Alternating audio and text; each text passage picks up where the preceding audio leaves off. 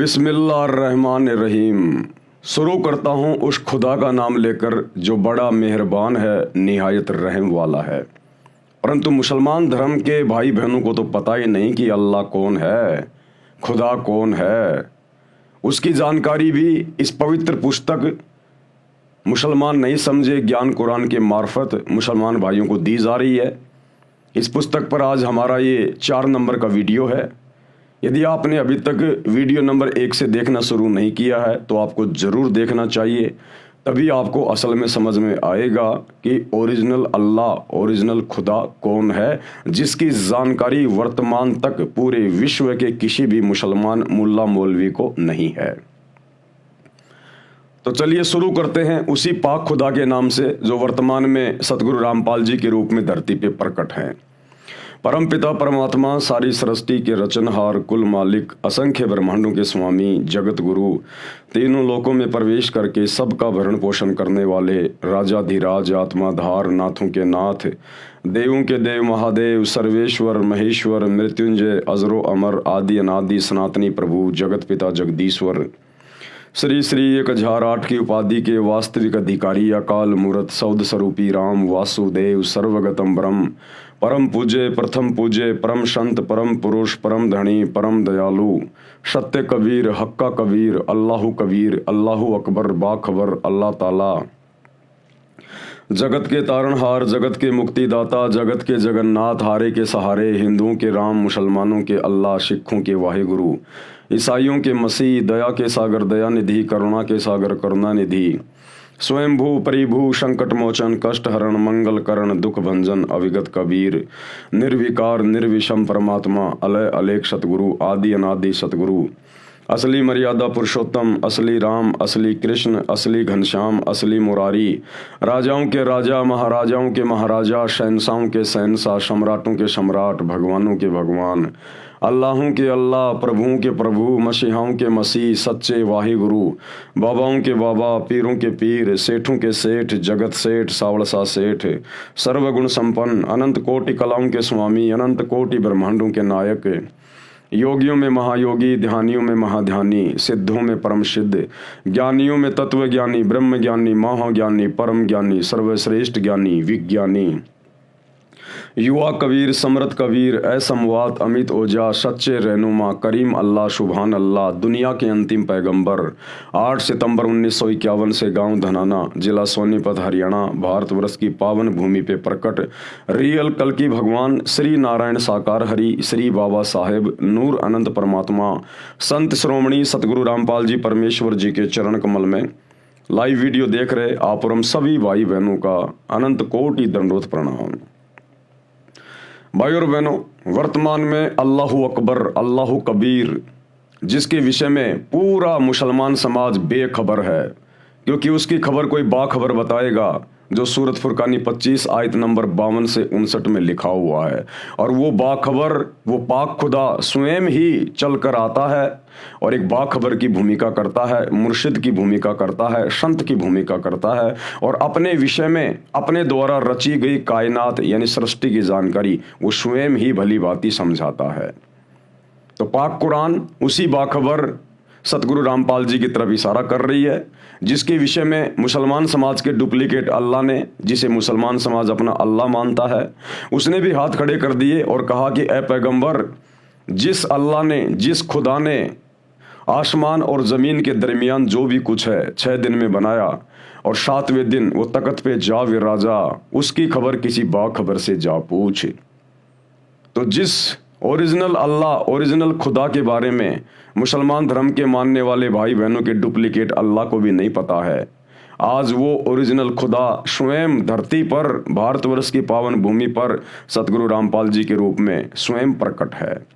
आवश्यकता है तो उनको पहचानने की, उन्हें पहचाना जाएगा उनके सत्संग सुनकर। जेब से मोबाइल निकालिए, यूट्यूब पर सतगुरु रामपाल जी के प्रवचन सुनना शुरू करें, तब जाकर ये अल्लाह समझ में आएगा और आप मुसलमान धर्म के भाई बहन अपना आत्म कल्याण करवा सकते हैं। बाकी अल्लाह साकार है या निराकार है, धरती पर आता है या नहीं आता है, वो बेचून है या कैसा है, इन सभी बातों की बहुत सारी जानकारियां आपको पिछले वीडियो में उपलब्ध करवा दी गई है। आप जी पीछे की वीडियो देख सकते हैं। आज के वीडियो में हम आगे बढ़ेंगे कि और किन किन शास्त्रों में, ग्रंथों में, पुस्तकों में कबीर ही अल्लाह है, इबादई कबीरा वही परमेश्वर है, खुदा है, ओरिजिनल है, और किन किन शास्त्रों में प्रमाण है। तो आज पूज्य गुरुदेव भगवान सतगुरु रामपाल जी ये अल्लाह कबीर अपने कर कमल से इस पवित्र पुस्तक मुसलमान नहीं समझे ज्ञान कुरान इसकी रचना करके और हमें सच्चाई से रूबरू करवा रहे हैं। शास्त्रों में परमात्मा यानी अल्लाह का जिक्र सूक्ष्म वेद में कहा है कि सूक्ष्म वेद क्या है? आम समाज में केवल 4 वेद माने जाते हैं, ऋग्वेद, यजुर्वेद, सामवेद, अथर्ववेद। परंतु इन सभी 4 वेदों का पिता सूक्ष्म वेद को कहा गया है। सृष्टि की रचना का जो संपूर्ण ज्ञान, परमात्मा प्राप्ति का जो संपूर्ण ज्ञान है वो इन 4 वेदों में नहीं है।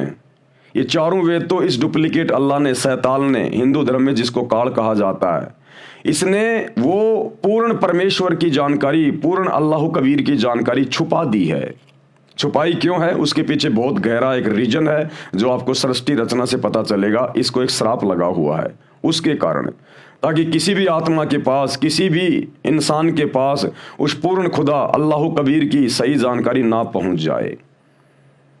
तो वो 5वां वेद जो सूक्ष्म वेद होता है, स्वयं वो अल्लाह कबीर ओरिजिनल खुदा, वो परमेश्वर परमात्मा बाखबर बनकर, मुर्शिद बनकर, संत बनकर धरती पर आता है और अपने मुख कमल से वाणियां बोल बोल के वो सृष्टि का ज्ञान देता है, जो ज्ञान 4 वेदों में नहीं, मुसलमान धर्म की 4 पवित्र पुस्तकों में नहीं, गीता में नहीं, 18 पुराणों में नहीं, कंप्लीट नहीं है, थोड़ी थोड़ी जानकारी है। तो कंप्लीट जानकारी वो परमेश्वर, वो अल्लाह, वो खुदा, वो कबीर भगवान स्वयं ही धरती पर प्रकट होकर और अपने मुख कमल से वाणियां बोलकर हमें बताता है, समझाता है। उनके मुख कमल से बोली गई वाणियों को सच्चिदानंद घन ब्रह्म की वाणी कहा जाता है, कलाम ए कबीर कहा जाता है, कबीर वाणी कहा जाता है। और फिर आगे चलकर उसका एक संग्रह कर लिया जाता है जिसको कबीर सागर का नाम दिया गया। 350 साल पहले आदरणीय गरीबदास जी ने उसी परमेश्वर के विषय में 24,000 तमाम वाणियां लिखी हैं, जो आज एक अमर ग्रंथ के रूप में हमारे पास में उपलब्ध है। तो 5वां वेद सूक्ष्म वेद, जिसमें सूक्ष्म जानकारी है, जो जानकारी हिंदुओं के 4 वेदों में नहीं, मुसलमानों की 4 पुस्तकों में नहीं, ईसाइयों की बाइबल में नहीं, सिखों के गुरु ग्रंथ साहिब में नहीं, वो जानकारी वो अल्लाह कबीर स्वयं धरती पर प्रकट होकर अपनी वाणियां बोल के देता है, जिसको सूक्ष्म वेद कहा जाता है। तो सूक्ष्म वेद में क्या कहा गया है? वही मोहम्मद, वही महादेव, वही आदम, वही ब्रह्मा, दास गरीब दूसरा कोई नहीं, देख आपने घर मां। क्या कहा गया है? वही मोहम्मद, वही महादेव। कि ये हिंदू मुसलमान आपस में शैतान की प्रेरणा से, काल की प्रेरणा से धर्मों में बंटकर अपने अपने धर्म को, अपनी अपनी भक्ति को सर्वश्रेष्ठ मानकर उलझे हुए हैं। लेकिन सूक्ष्म वेद में अल्लाह कबीर ने कंप्लीट जानकारी दी है और कहा है कि लड़ो मत, झगड़ो मत। यहां की 21 ब्रह्मांड की सृष्टि जो शैतान चला रहा है, ये डुप्लीकेट अल्लाह चला रहा है, जिसने गीता जी का ज्ञान महाभारत के युद्ध के दौरान श्री कृष्ण में प्रवेश करके अर्जुन को दिया, और उधर हजरत मोहम्मद के ऊपर जिसने कुरान शरीफ की आयतें नाजिल की, ये एक ही है। इसको चाहे डुप्लीकेट अल्लाह कहो, चाहे शैतान कहो, चाहे काल कहो, चाहे इसको क्षर ब्रह्म कहो, ज्योति निरंजन कहो, ये एक ही शक्ति है जो अपने आप में यहाँ पर अल्लाह यानी भगवान बन के बैठा हुआ है। तो सूक्ष्म वेद में कहा है कि वही मोहम्मद, वही महादेव, यानी मुसलमान धर्म में हजरत मोहम्मद जी शंकर जी के अवतार हैं, शंकर जी के गण हैं, उनके शंकर लोक से आई हुई एक आत्मा है। तो शंकर कहिए चाहे हजरत मोहम्मद कहिए, बात एक ही है, ये आत्मा शंकर जी के लोक से आई हुई है। वही मोहम्मद, वही महादेव, और वही आदम, वही ब्रह्मा। और मुसलमान धर्म के लोग जिसे अपना प्रथम पुरुष मानते हैं, बाबा आदम, ये बाबा आदम ब्रह्मा जी के लोक से आई हुई आत्मा है, ये ब्रह्मा जी का गण है, ब्रह्मा जी का गण है।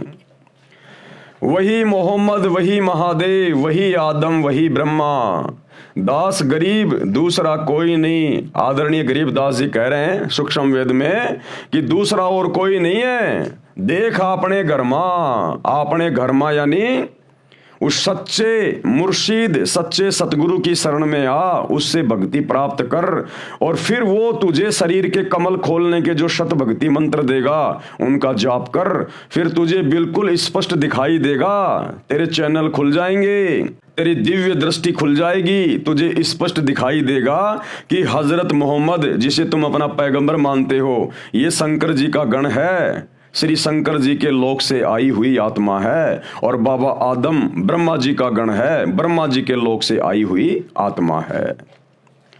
भावार्थ, मुसलमान धर्म के प्रवर्तक हजरत मोहम्मद जी भगवान शिव के लोक से आए, पुण्यकर्मी आत्मा थे जो परंपरागत साधना ही एक गुफा में बैठकर किया करते थे।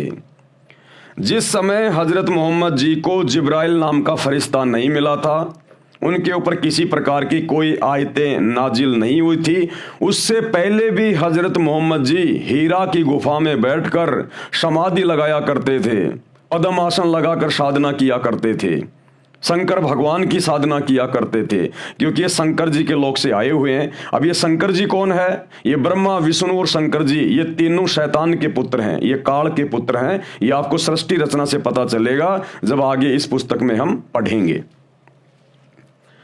शिव जी का एक गण जो 11 रुद्रों में से एक है, वह मोहम्मद जी से उस गुफा में मिले।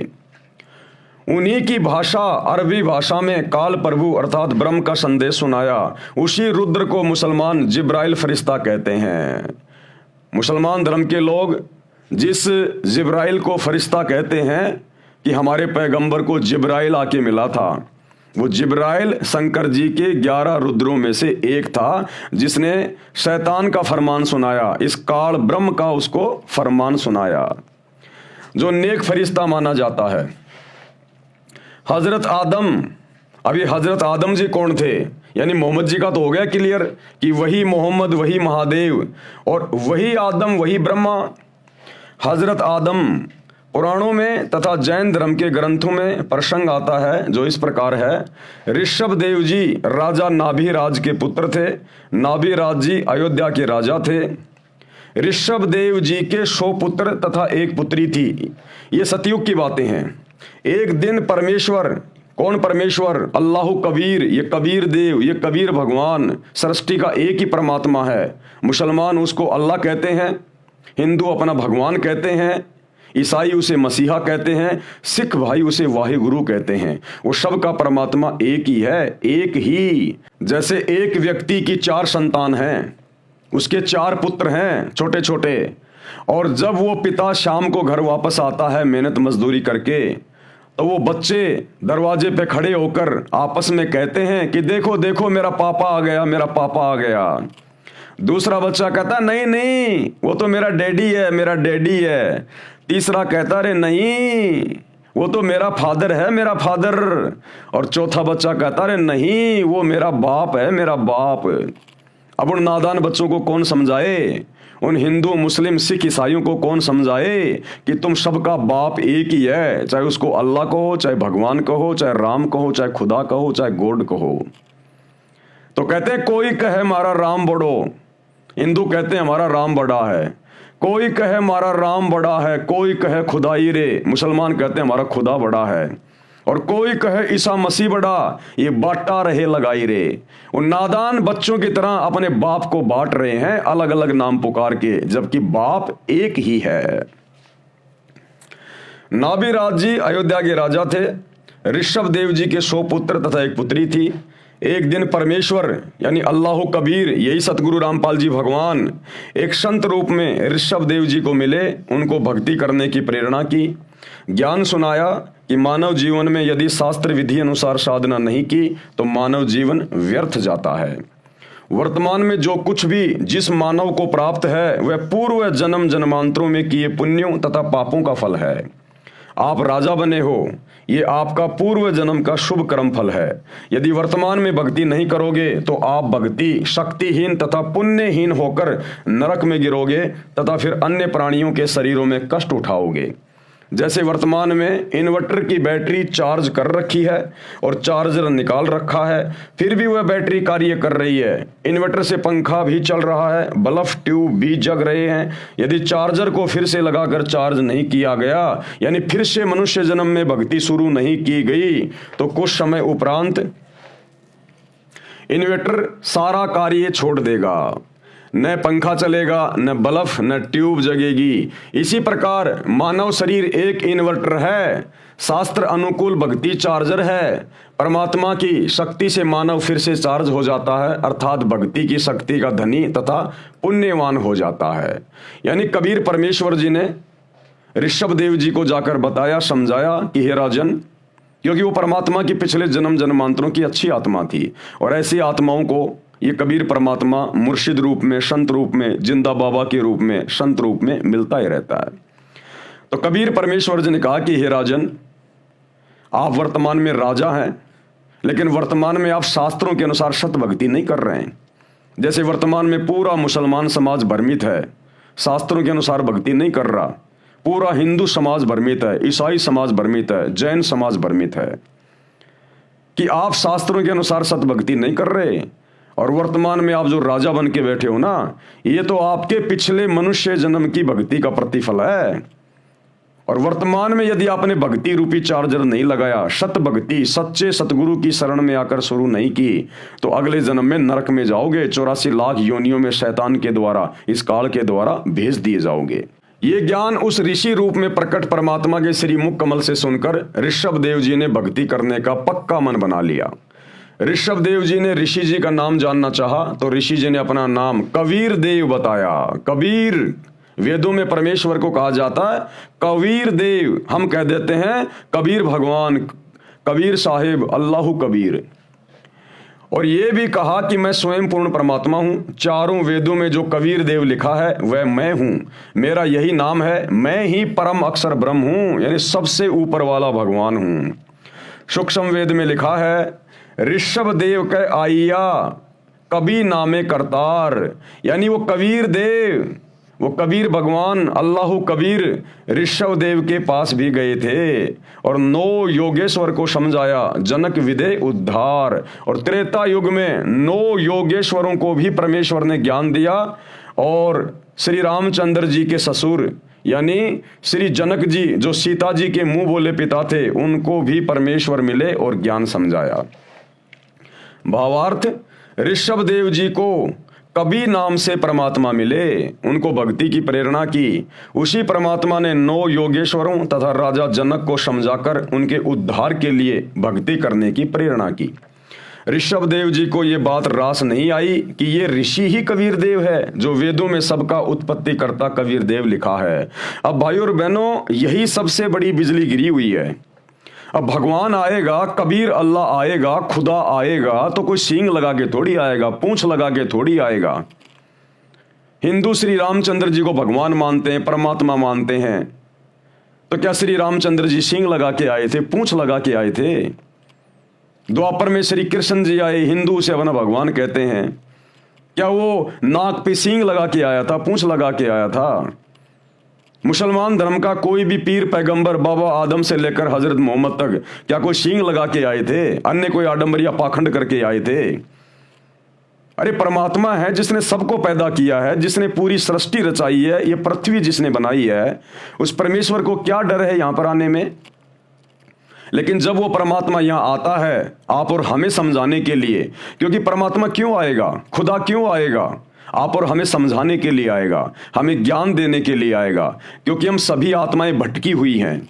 हम इस शैतान के चक्कर में, इस काल के चक्कर में अपने सुखमय स्थान, उस 7वें आसमान वाले स्थान जन्नत ओरिजिनल सतलोक को छोड़ के आ गए। यहाँ पर इस शैतान ने हमारे को भ्रमित किया, वहां पर हमारे को परमेश्वर से, अल्लाह कबीर से दूर किया। तो गुरुदेव भगवान, वो कबीर परमात्मा हमारी उन तमाम गलतियों को माफ करते हुए हमें वहां फिर ले जाने के लिए आते हैं, और यहाँ तरह तरह के रूप धारण करके हमें सच्चा ज्ञान देते हैं, शास्त्रों के अनुसार ज्ञान देकर, प्रमाण देकर समझाने का प्रयास करते हैं। लेकिन उस समय तक इस काल शैतान ने अपने नकली धर्मगुरुओं के माध्यम से, मुल्ला मौलवियों के माध्यम से, पंडित आचार्य शंकराचार्यों के माध्यम से पूरे भगत समाज में यह गलत धारणा फैला दी होती है कि भगवान तो निराकार है, अल्लाह तो बेचून है, अल्लाह दिखाई नहीं देता, अल्लाह धरती पे नहीं आता। तो जब वो ओरिजिनल अल्लाह, वो कबीर परमात्मा संत रूप में, मुर्शिद रूप में धरती पे आता है और अपना सच्चा ज्ञान देता है, तो जल्दी से आत्माएं स्वीकार नहीं कर पाती हैं, क्योंकि पुराना रंग, वो अज्ञान का, धर्म के ठेकेदारों के द्वारा जो चढ़ाया हुआ होता है, वो जल्दी से उतर नहीं पाता। लेकिन लगातार उनके सत्संग प्रवचन सुनते रहने से वो अज्ञान एक दिन साफ हो जाता है और स्पष्ट रूप से वो परमेश्वर उन आत्माओं को दिखाई देने लगता है। तो भाई और बहनों, थोड़ा सा दिमाग पे जोर डालिए, सतगुरु रामपाल जी का मकसद क्या है? क्या उन्हें मुसलमानों से कोई लोभ लालच है, कोई स्वार्थ है? क्या अन्य धर्म के लोगों से कोई लोभ लालच है? जो इतनी मोटी मोटी 500-500 पेज की पुस्तकें लिख रहे हैं, 30 साल से दिन रात सत्संग कर रहे हैं, क्या स्वार्थ है उनका? वो हमारा पिता है, हमारा बाप है, अल्लाह कबीर है। वो अपनी आत्माओं के लिए ये प्रयास कर रहा है, क्योंकि उसे स्पष्ट दिखाई देता है ये मनुष्य जन्म केवल भक्ति के लिए मिलता है, उसी अल्लाह कबीर की रजा से मिला है। अन्यथा ये शैतान, ये काल हमें 84 लाख योनियों से बाहर नहीं निकलने दे। लेकिन उस अल्लाह कबीर सच्चे खुदा की रहमत से हमें 84 लाख योनियां भोगने के बाद एक मनुष्य शरीर मिलता है। ये चाहे मुसलमान हो, चाहे हिंदू हो, चाहे सिख हो, चाहे ईसाई हो, पूरी दुनिया में 4000 के आसपास धर्म है। हर धर्म के व्यक्ति एक ही प्रोसीजर से माँ के पेट से गंदगी में लिपट के बाहर आते हैं। वो अल्लाह कबीर, वो परमात्मा किसी को हिंदू मुसलमान बना के नहीं भेजता। इस शैतान ने हमें बांटा हुआ है ताकि हम उस सच्चे परवरदिगार की पहचान ना कर लें जब वो धरती पर आकर ज्ञान देता है। तो थोड़ा सा दिमाग पर जोर डालिए, सतगुरु रामपाल जी के प्रवचन घर बैठे मोबाइल पर, यूट्यूब पर सुनना शुरू कीजिएगा एक बार। ये बात रास नहीं आई कि ये ऋषि ही कबीर देव है, जो वेदों में सबका उत्पत्ति करता कबीर देव लिखा है, परंतु भक्ति करने का दृढ़ मन बना लिया। एक तपस्वी ऋषि से दीक्षा लेकर ओम नाम का जाप तथा हठ योग किया। ऋषभ देव जी का बड़ा पुत्र भरत था, भरत का पुत्र मारीची था। ऋषभ देव जी ने पहले 1 वर्ष तक निराहार यानी भूखा रहकर तप किया, जो शास्त्रों के विरुद्ध था। किसी भी शास्त्र में रोजे करने का, व्रत करने का कहीं नहीं लिखा हुआ। ये केवल मनमाना आचरण है, मनमाना आचरण। फिर 1000 वर्ष तक घोर तप किया। ये तप करना भी किसी भी धर्म की पवित्र पुस्तकों में नहीं लिखा हुआ है, नकली धर्म गुरुओं के द्वारा काल प्रेरणा से, शैतान की प्रेरणा से।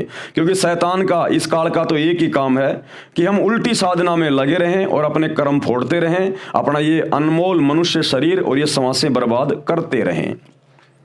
तपस्या समाप्त करके अपने पुत्र अर्थात भरत के पुत्र मारीची को प्रथम धर्म उपदेशना यानी दीक्षा दी। ये मारीची वाली आत्मा 24वें तीर्थकर महावीर जैन जी हुए थे।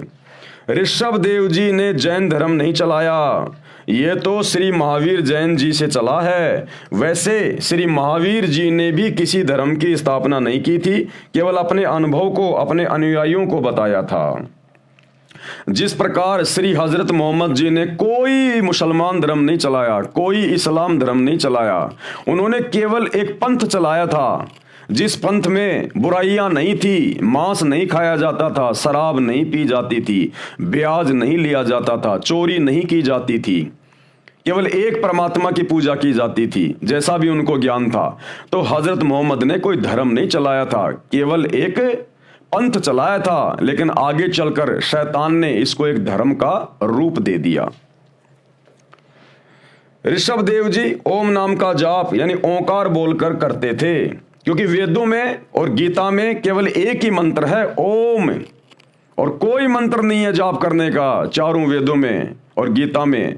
और ये ओम मंत्र केवल शैतान का है, इस काल का है। शैतान की गोद में ही जाएंगे ओम मंत्र का जाप करके भी। हाँ, ये है, अगर वेदों अनुसार, गीता अनुसार अगर इस ओम नाम का जाप करेंगे और इसकी मर्यादा में रहेंगे तो ब्रह्मा विष्णु महेश की भक्ति से ज्यादा समय तक हम लोग जन्नत में रह सकते हैं, स्वर्ग में रह सकते हैं। और जिस दिन हमारी भक्ति समाप्त होगी उस दिन ये काल हमें उठाकर 84 लाख योनियों में गधा कुत्ता बनाने के लिए छोड़ देता है, नरक में डाल देता है। जिस प्रकार भाई और बहनों ये जन्नत क्या है, ये स्वर्ग क्या है, जहां जाने के लिए मुसलमान धर्म के भाई बहन हम जन्नत में जाएंगे, जन्नत में जाएंगे। हिंदू कहते हैं हम स्वर्ग में जाएंगे, स्वर्ग में जाएंगे। माता पिता दादा दादी के मरने के बाद उसमें लिख देते हैं हमारे स्वर्गवासी दादाजी, और पूरी जिंदगी उसने वो काम किए जो नरक में जाने वाले हैं। तो क्या है ये जन्नत, क्या है ये स्वर्ग? गुरुदेव भगवान ने समझाया, जैसे कोई धनी व्यक्ति और साल भर अपने क्षेत्र में कार्य करता है, नौकरी करता है, थोड़े बहुत पैसे जमा करता है, फिर गर्मी के दिनों में वो अपने बच्चों को लेकर शिमला, ऊटी, मनाली इधर छुट्टियां मनाने चला जाता महीने 2 महीने के लिए। वहां जाकर एक होटल को किराए पे ले लेता है और वहां पर पैसे जमा करवाता है। एक होटल किराए पे ले लिया और जितने भी दिन वो वहां रहेंगे कोई काम नहीं करेंगे, केवल सारा दिन घूमना फिरना, मौज मस्ती करना, होटल में खाना पीना, लेकिन पैसे उसी के खर्च हो रहे हैं। और जब उसके पैसे खर्च हो जाएंगे, होटल वाला बोलेगा भैया या तो पैसे जमा करो या फिर अपना बोरिया बिस्तर यहां से उठाओ। अगर और पैसे हैं तो जमा करवा देगा और थोड़े दिन रह लेगा, अन्यथा उसके बाद फिर वापस अपने उसी वो कर्म क्षेत्र में आ जाता है। बच्चे घर पे बैठ जाएंगे, वो अपनी नौकरी पे जाएगा। इसी प्रकार ये स्वर्ग और ये जन्नत है, ये पृथ्वी लोक। यहां पर हम जैसे भी भक्ति करेंगे, साधना करेंगे, दान पुण्य करेंगे, धर्म कर्म करेंगे, जितनी भी हमारी भक्ति बनती है, हमारे दान पुण्य बनते हैं, तो वो भक्ति धन लेकर ये शरीर छोड़ने के बाद हम ऊपर जाते हैं धर्मराज के दरबार में, और वहां धर्मराज हमारा अकाउंट करेगा, किसने कैसी भक्ति की, कितनी भक्ति की, किसके पास में कितना भक्ति धन है। क्योंकि यहां का धन हम ऊपर लेकर नहीं जा सकते, और ना यहां का धन ऊपर चलता है। जब पाकिस्तान का पैसा हिंदुस्तान में नहीं चलता, हिंदुस्तान का पैसा अमेरिका में नहीं चलता, तो यहां का पैसा वहां ऊपर कैसे चलेगा? वहां तो भक्ति धन चलेगा। परमात्मा कहते हैं कबीरा सब जग निर्धना, धनवंता ना कोई, और धनवंता सो जानिए जिसके पास शत भक्ति रूपी धन होए। और ये शत भक्ति रूपी धन जमा होता है केवल सतगुरु की शरण में आकर भक्ति करने से। तो जब ऊपर जाएंगे धर्मराज देखेगा भैया तेरे को मनुष्य शरीर दिया था भक्ति करने के लिए, अरे बाकी कर्म तो जानवर भी कर ही रहे हैं, बच्चे पैदा करना, उनका पालन पोषण करना, अंत में मर जाना, ये काम तो जानवर भी करता है, पशु पक्षी भी करते हैं। तू क्या करके आया? क्या वही जानवर वाले कर्म करके आया, या तेरे को जो ये मनुष्य शरीर दिया था भक्ति करने के लिए, सच्चे खुदा की सच्ची इबादत करने के लिए, कुछ किया नहीं की? तो वहां जाकर ये नीची गर्दन कर देता है, मुझे तो पता ही नहीं था कौन अल्लाह था, कौन भगवान था, कौन परमात्मा था। मैं तो वही पत्थरों की, मज़ारों की, मस्जिदों की, मंदिरों की, देवी देवताओं की पूजा में लगा रहा। तो जैसा भी काल तक की साधना करके थोड़ा बहुत भक्ति धनी लेके जाता है, उस आधार से सबसे पहले इसको जन्नत में भेजा जाता है, स्वर्ग में भेजा जाता है कि भैया तेरी इतनी भक्ति है और 20 साल या 100 साल तू जन्नत में रहेगा। वहां ऑटोमेटिक सिस्टम होता है सारा। उनकी विज्ञान बहुत जबरदस्त है, देवताओं की विज्ञान यहां की विज्ञान से लाखों गुना उत्तम है। तो ऑटोमेटिक होता है वहां पर सारा काम। तो जब तक उस भगत के, वो चाहे हिंदू हो चाहे मुसलमान हो, वहां धर्मराज के दरबार में नंगा होके एक लाइन में खड़ा होता है, वहां कोई हिंदू मुस्लिम नहीं चलता। वहां तो भक्ति धन देखते हैं, बेटा क्या लाया कमा के, भक्ति करी कि नहीं करी, तेरे को मनुष्य जन्म दिया था। तो जितनी उसकी भक्ति होती है उसको ऊपर जन्नत में, स्वर्ग में भेज दिया जाता है। साल 2 साल 10 साल 20 साल 50 साल जिसकी जैसी भक्ति है, यानी होटल में जो जितने समय तक रुकना चाहेगा उतना पैसा जमा कराना पड़ेगा। तो जब उसका ऊपर का समय पूरा हो जाएगा, उसकी भक्ति कमाई नष्ट हो जाएगी, फिर उसको नीचे पटका जाएगा नरक में। क्यों? क्योंकि उसके पाप कर्म भी उसके साथ होते हैं। अब यहां भक्ति आदमी करता है कम, पाप करता है ज्यादा। ये बकरे काटना, मुर्गे काटना, शराब पीना, चोरी करना, डकैती करना, रिश्वत लेना, मिलावट करना, झूठ बोलना, ब्याज लेना, ये पाप कर्म है। इन पाप कर्मों के बदले फिर हमारे को नरक में ठोका जाता है कि बेटा अब थोड़ा सा नरक का भी स्वाद ले ले। लाखों साल तक ये नरक में रहता है क्योंकि पाप कर्म ज्यादा होते हैं। नरक का समय जब पूरा हो जाएगा फिर इसको 84 लाख योनियों में डाला जाता है, चाहे हिंदू हो, चाहे मुसलमान हो, सिख हो, जैन हो, ईसाई हो, कोई भी हो। वहां केवल एक आत्मा देखी जाती है। फिर 84 लाख योनियों में डाला जाता है, इसको गधा कुत्ता सुअर बनाया जाता है। उतनी बार वो मुर्गा बनेगा, बकरा बनेगा, जितनी बार उसने, जब वो इंसान था उसने बकरे काटे, मुर्गे काटे। तुमने उस दरगाह का महल नहीं देखा, धर्मराज के तिल तिल का लेखा। उसने जितने बकरे काटे, मुर्गे काटे ना, अब वो 84 लाख योनियों में आएगा फिर अपना कर्म भोगने के लिए, और उतनी बार वो मुर्गा बनेगा जब उसने मनुष्य शरीर में मुर्गे काटे थे, लाख काटे थे, 20,000 काटे थे, 10,000 काटे थे, उतनी बार बारंबार उसको मुर्गा बनना पड़ेगा, बकरा बनना पड़ेगा, गाय बनना पड़ेगा, और उसको अपनी गर्दन कटवानी पड़ेगी, अपनी गर्दन।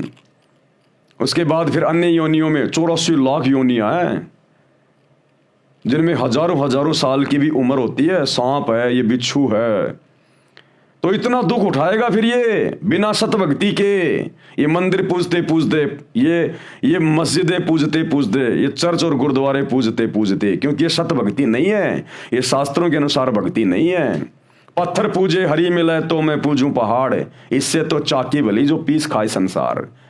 तो वो सच्ची भक्ति देने के लिए, जिस भक्ति को अपनाने के बाद ना मुसलमान कभी नरक में जाएगा, ना 84 लाख योनियों में जाएगा, ना हिंदू ये कष्ट उठाएगा, और 7वां आसमान जिसे मुसलमान कहते हैं लेकिन जानते नहीं, वो सतलोक है, उस अल्लाह कबीर का धाम, लोक, सचखंड, जिसको नानक जी ने सचखंड कहा है, जहां जाने के बाद कभी हमारी मृत्यु नहीं होती, कभी वहां पर हम बूढ़े नहीं होते, कोई काम नहीं करना पड़ता, ना वहां गधा कुत्ता बनना पड़ता, केवल सुख ही सुख है, ठाट बाट है, ऐसा ही शरीर है, ऐसा ही हमारा परिवार है, ऐसी मौज मस्ती है।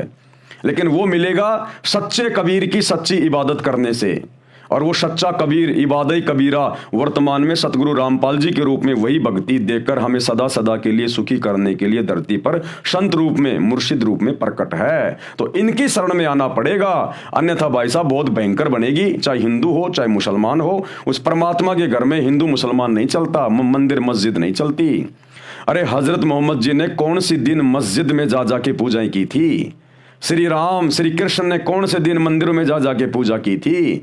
ये तो वर्तमान के पेट भर नकली अज्ञानी मुल्ला मौलवी धर्म गुरुओं ने, आचार्य शंकराचार्यों ने समाज को भ्रमित कर रखा है।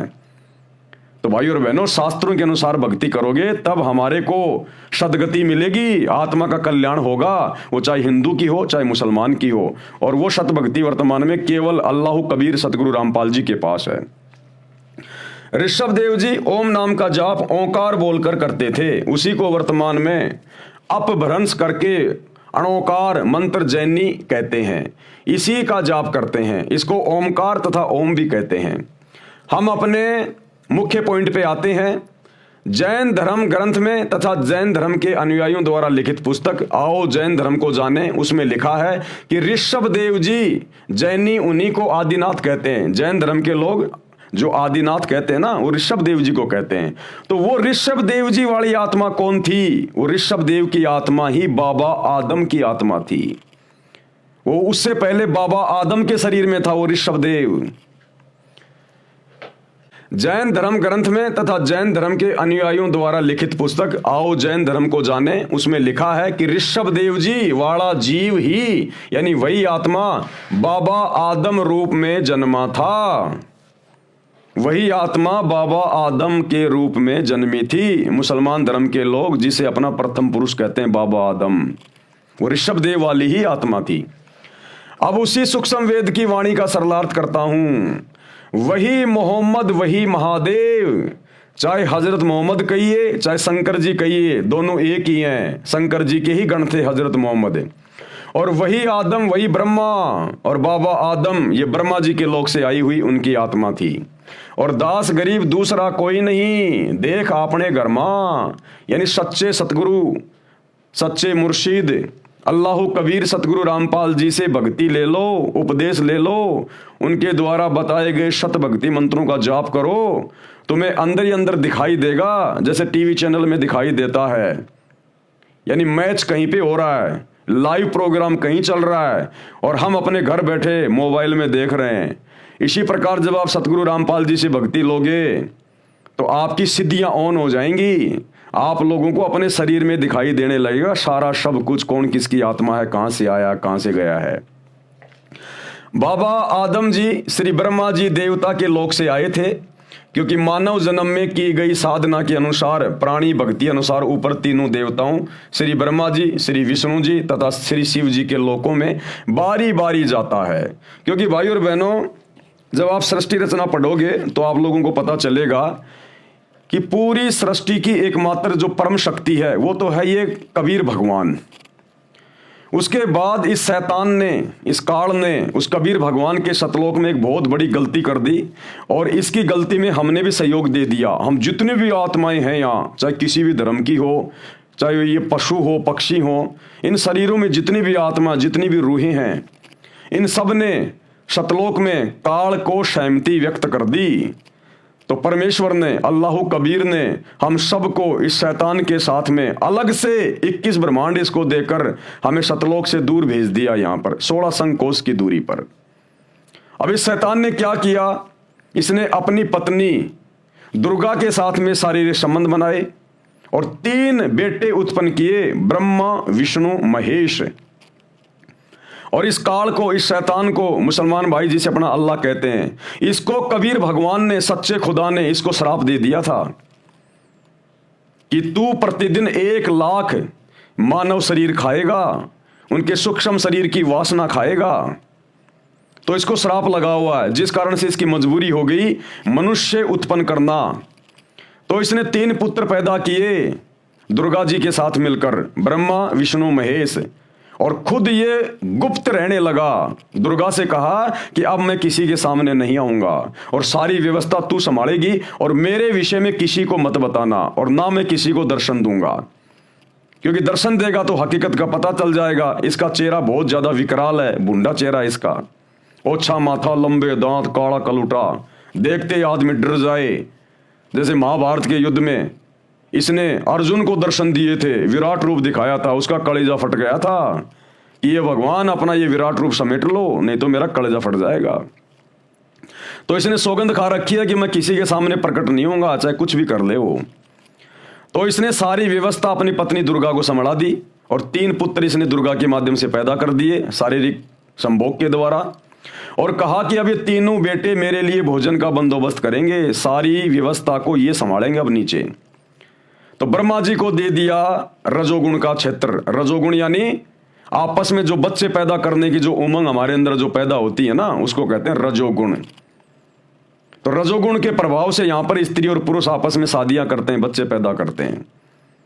उनके पालन पोषण की जिम्मेदारी दे दी विष्णु जी को, ये है शतोगुण। ये आपस में मोह ममता में हमारे को बांध के रखता है, ये मेरा बेटा, ये मेरी बेटी, ये मेरी कार, ये मेरी कोठी।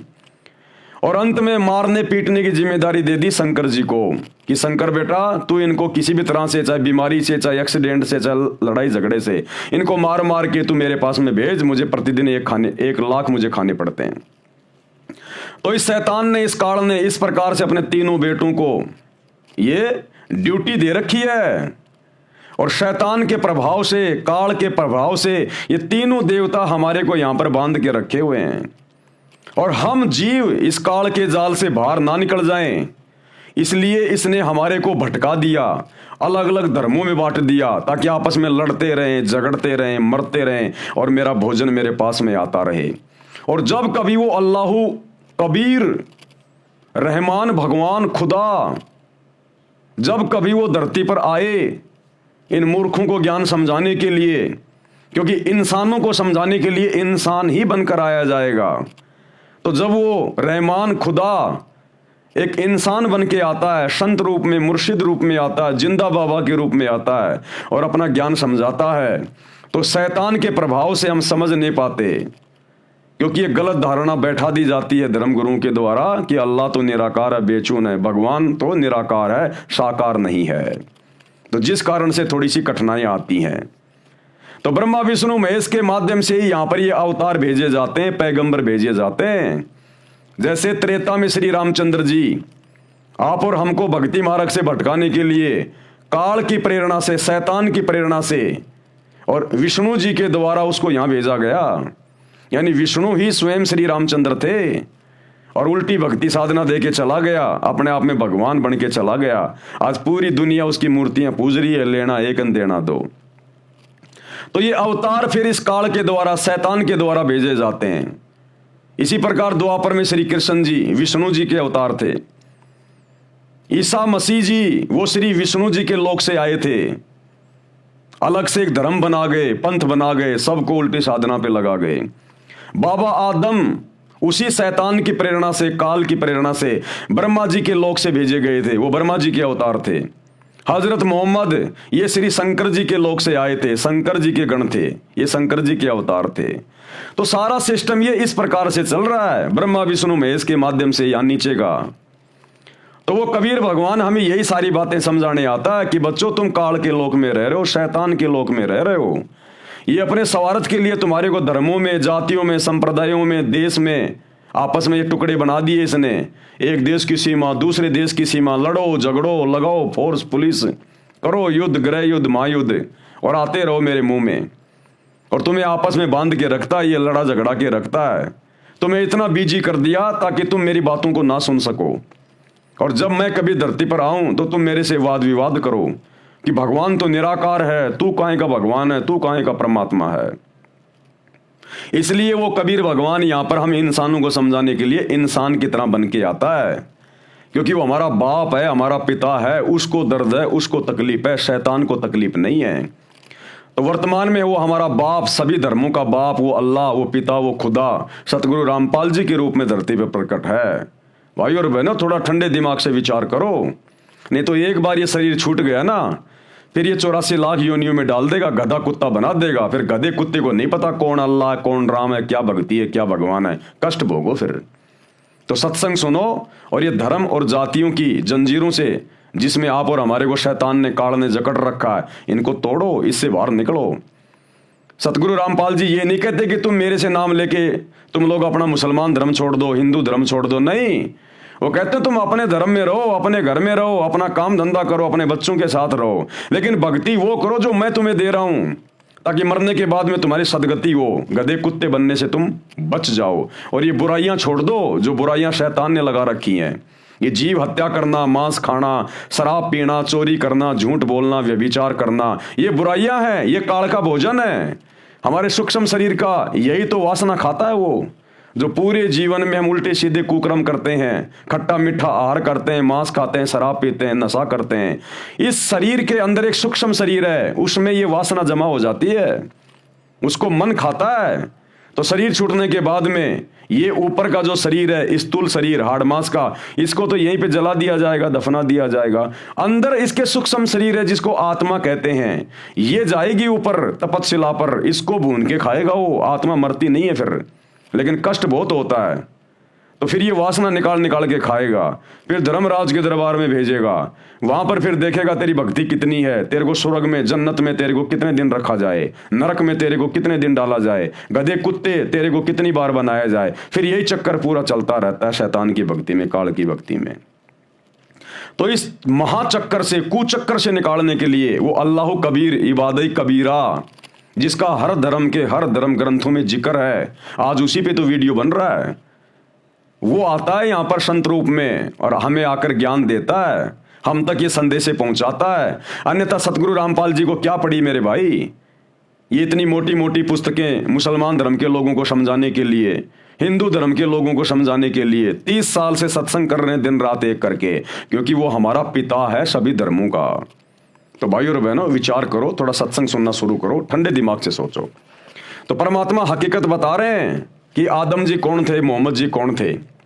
बाबा आदम श्री ब्रह्मा जी देवता के लोक से आए थे, क्योंकि मानव जन्म में की गई साधना के अनुसार, प्राणी भक्ति अनुसार ऊपर तीनों देवताओं श्री ब्रह्मा जी, श्री विष्णु जी तथा श्री शिव जी के लोकों में बारी बारी जाता है। अपने पुण्य क्षीण होने पर, यानी खत्म होने पर, दोबारा से पृथ्वी पर संस्कारवश जन्म लेता है। कभी वो हिंदू बनता है, कभी मुसलमान बनता है। जरूरी नहीं है मुसलमान है तो मुसलमान ही बनेगा, स्त्री है तो स्त्री बनेगी, नहीं, वो पुरुष भी बन जाएगा, वो हिजड़ा भी बन जाएगा, कभी स्त्री बनेगा, कभी आदमी बनेगा, कभी मुसलमान धर्म में जन्म लेगा, कभी हिंदू धर्म में जन्म लेगा। आज कोई मुसलमान धर्म में जन्म लेकर कट्टर मुस्लिम बना हुआ है, मरने के बाद 84 लाख योनियां भोगने के बाद फिर हो सकता अपने संस्कारवश वो हिंदू धर्म में जन्म ले लेगा। अब पहले तो मुसलमान धर्म में था, मुस्लिम था, कट्टर था, अब हिंदू धर्म में जन्म लेके जय श्री राम का झंडा उठा के घूम रहा है। तो ये काल हमारे को इस प्रकार से भ्रमित रखता है। अपने पुण्य यानी भक्ति नष्ट होने पर दोबारा से पृथ्वी पर संस्कारवश जन्म लेता है। संत गरीबदास जी गांव छुडानी जिला झज्जर हरियाणा प्रांत वाले को स्वयं ही वही परमात्मा मिले थे, वही कबीर देव, वही कबीर भगवान मिले थे जो ऋषभ देव जी को मिले थे। संत गरीबदास जी ने परमेश्वर के साथ ऊपर जाकर यानी गरीबदास जी की आत्मा को निकालकर कबीर परमात्मा 350 साल पहले अपने सतलोक में लेकर गए थे। उन्हें सतलोक दिखाने के लिए गए थे ताकि वो आत्मा फिर नीचे आकर जो उसने परमात्मा के साथ जाकर ऊपर देखा, उसका लोक देखा, वो सतलोक, वो सचखंड, सातवां आसमान, वो कितना सुंदर है। वहां पर कभी मृत्यु नहीं होती। ऐसा ही हमारा परिवार है, आज भी है। हमारे पर्सनल विमान खड़े हैं वहां पर, हमारे महल हैं बड़े बड़े, हमारा नूरी शरीर है, कोई काम धंधा नहीं करना पड़ता। तो गरीबदास जी की आत्मा को उनके शरीर से निकालकर कबीर भगवान आप और हमें विश्वास दिलाने के लिए, उनको अपना गवाह बनाने के लिए कि मैं जो धरती पर आकर बता रहा हूं वही सत्य है, तो गरीबदास जी को सब कुछ दिखाया, सारे ब्रह्मांड दिखाए। श्री ब्रह्मा जी का लोक दिखाया, श्री विष्णु जी का लोक दिखाया, शंकर जी का लोक दिखाया, दुर्गा जी का लोक दिखाया, शैतान का लोक दिखाया जहां पर ये बैठा हुआ जीवों को भून भून के खाता है। और फिर सतलोक लेकर गए, पूरा सतलोक दिखाया और उसके बाद उनकी आत्मा को वापस छोड़ा। फिर आदरणीय गरीबदास जी ने 300 साल पहले विश्व की सभी भाषाओं से सम्मिलित सदग्रंथ साहिब की रचना की, जिसको अमर ग्रंथ कहते हैं, जो दुनिया का सबसे बड़ा ग्रंथ है, जिसमें 24,000 वाणियां हैं। गरीबदास जी अनपढ़ थे, वो कभी स्कूल नहीं गए, उनको अक्षर ज्ञान नहीं था, फिर भी उन्होंने पूरे विश्व की भाषाओं के शब्दों का अपने सदग्रंथ में समावेश किया है। अरबी, उर्दू, फारसी, चाइनीज, हर भाषा का, क्योंकि वो परमात्मा से परिचित हो गए थे, उनकी दिव्य दृष्टि खुल गई थी और उन्होंने खुली आंखों से सब कुछ लिखवाया उस ग्रंथ में, जिसको सूक्ष्म वेद कहते हैं। संत गरीबदास जी ने परमेश्वर के साथ ऊपर जाकर अपनी आंखों से सर्व व्यवस्था को देखा था। फिर बताया है कि आदम जी ब्रह्मा जी के लोक से आए थे, आदम जी ब्रह्मा जी के लोक से आए थे, ब्रह्मा के अवतार थे। मोहम्मद जी तमगुण शिव जी के अवतार थे। प्रिय पाठ को, अवतार 2 प्रकार के होते हैं। नंबर 1, स्वयं वह प्रभु अवतार लेता है, जैसे श्री राम, श्री कृष्ण आदि के रूप में स्वयं श्री विष्णु जी अवतार धारकर आए थे। परंतु कपिल ऋषि जी, परशुराम जी को भी विष्णु जी के अवतारों में गिना जाता है। ये स्वयं श्री विष्णु जी नहीं थे, विष्णु लोक से आए देव आत्मा थे। उनके पास कुछ शक्ति विष्णु जी की थी, क्योंकि वे उन्हीं के द्वारा भेजे गए थे। इसी प्रकार हजरत मोहम्मद जी श्री शिव जी के लोक से आए देव आत्मा यानी अवतार थे। हजरत मोहम्मद खुद श्री शिव जी नहीं था, शिव जी के लोक से भेजी गई एक अच्छी आत्मा थी। तथा बाबा आदम जी श्री ब्रह्मा जी के लोक से आए देव आत्मा यानी अवतार थे। इसी प्रकार ईसा मसीह जी श्री विष्णु जी के लोक से आए देव आत्मा यानी अवतार थे। ईसाई श्रद्धालु भी ईसा जी को प्रभु का पुत्र मानते हैं, प्रभु नहीं। क्योंकि भाइयों और बहनों, ये धर्म तो अब बने हैं, आज से पहले कोई धर्म नहीं थे। द्वापर में कोई धर्म नहीं था, त्रेता युग में कोई हिंदू, मुसलमान, सिख, ईसाई, जैनी नहीं था, सतयुग में कोई धर्म नहीं था। हम सब एक ही थे, इंसान थे, आज भी इंसान ही हैं। भगवान किसी को मुसलमान बना के नहीं भेजता, ठप्पा मार के नहीं भेजता। बाहर पैदा हो जाता है, उसकी खतना कर दी जाती है, बड़ा होने पर मूंछ कटवा लेता है, टोपी पहन लेता है, तो वो मुसलमान बन जाता है। ये अपनी थ्योरी है, अपना मनमाना आचरण है। हिंदू है तो वो अपने हिसाब से वो हिंदू बन जाता है, जिस भी वो परिवार में जन्म लेता है। भगवान किसी के ठप्पा लगा के नहीं भेजता। ये 3000 साल पहले हिंदू धर्म बना है आदि शंकराचार्य के द्वारा। 1400 साल पहले हजरत मोहम्मद जी ने ये मुसलमान धर्म चलाया। 2500 साल पहले हजरत ईसा ने ईसाई धर्म चला दिया। उस समय नहीं चलाया, उनके जाने के बाद में लोगों ने नाम दे दिए, उनको धर्म का नाम दे दिया। 650 साल पहले ये जो 24वां जो ये तीर्थकर था जैन धर्म का, महावीर जैन, इसके मरने के बाद में जैन धर्म चल गया।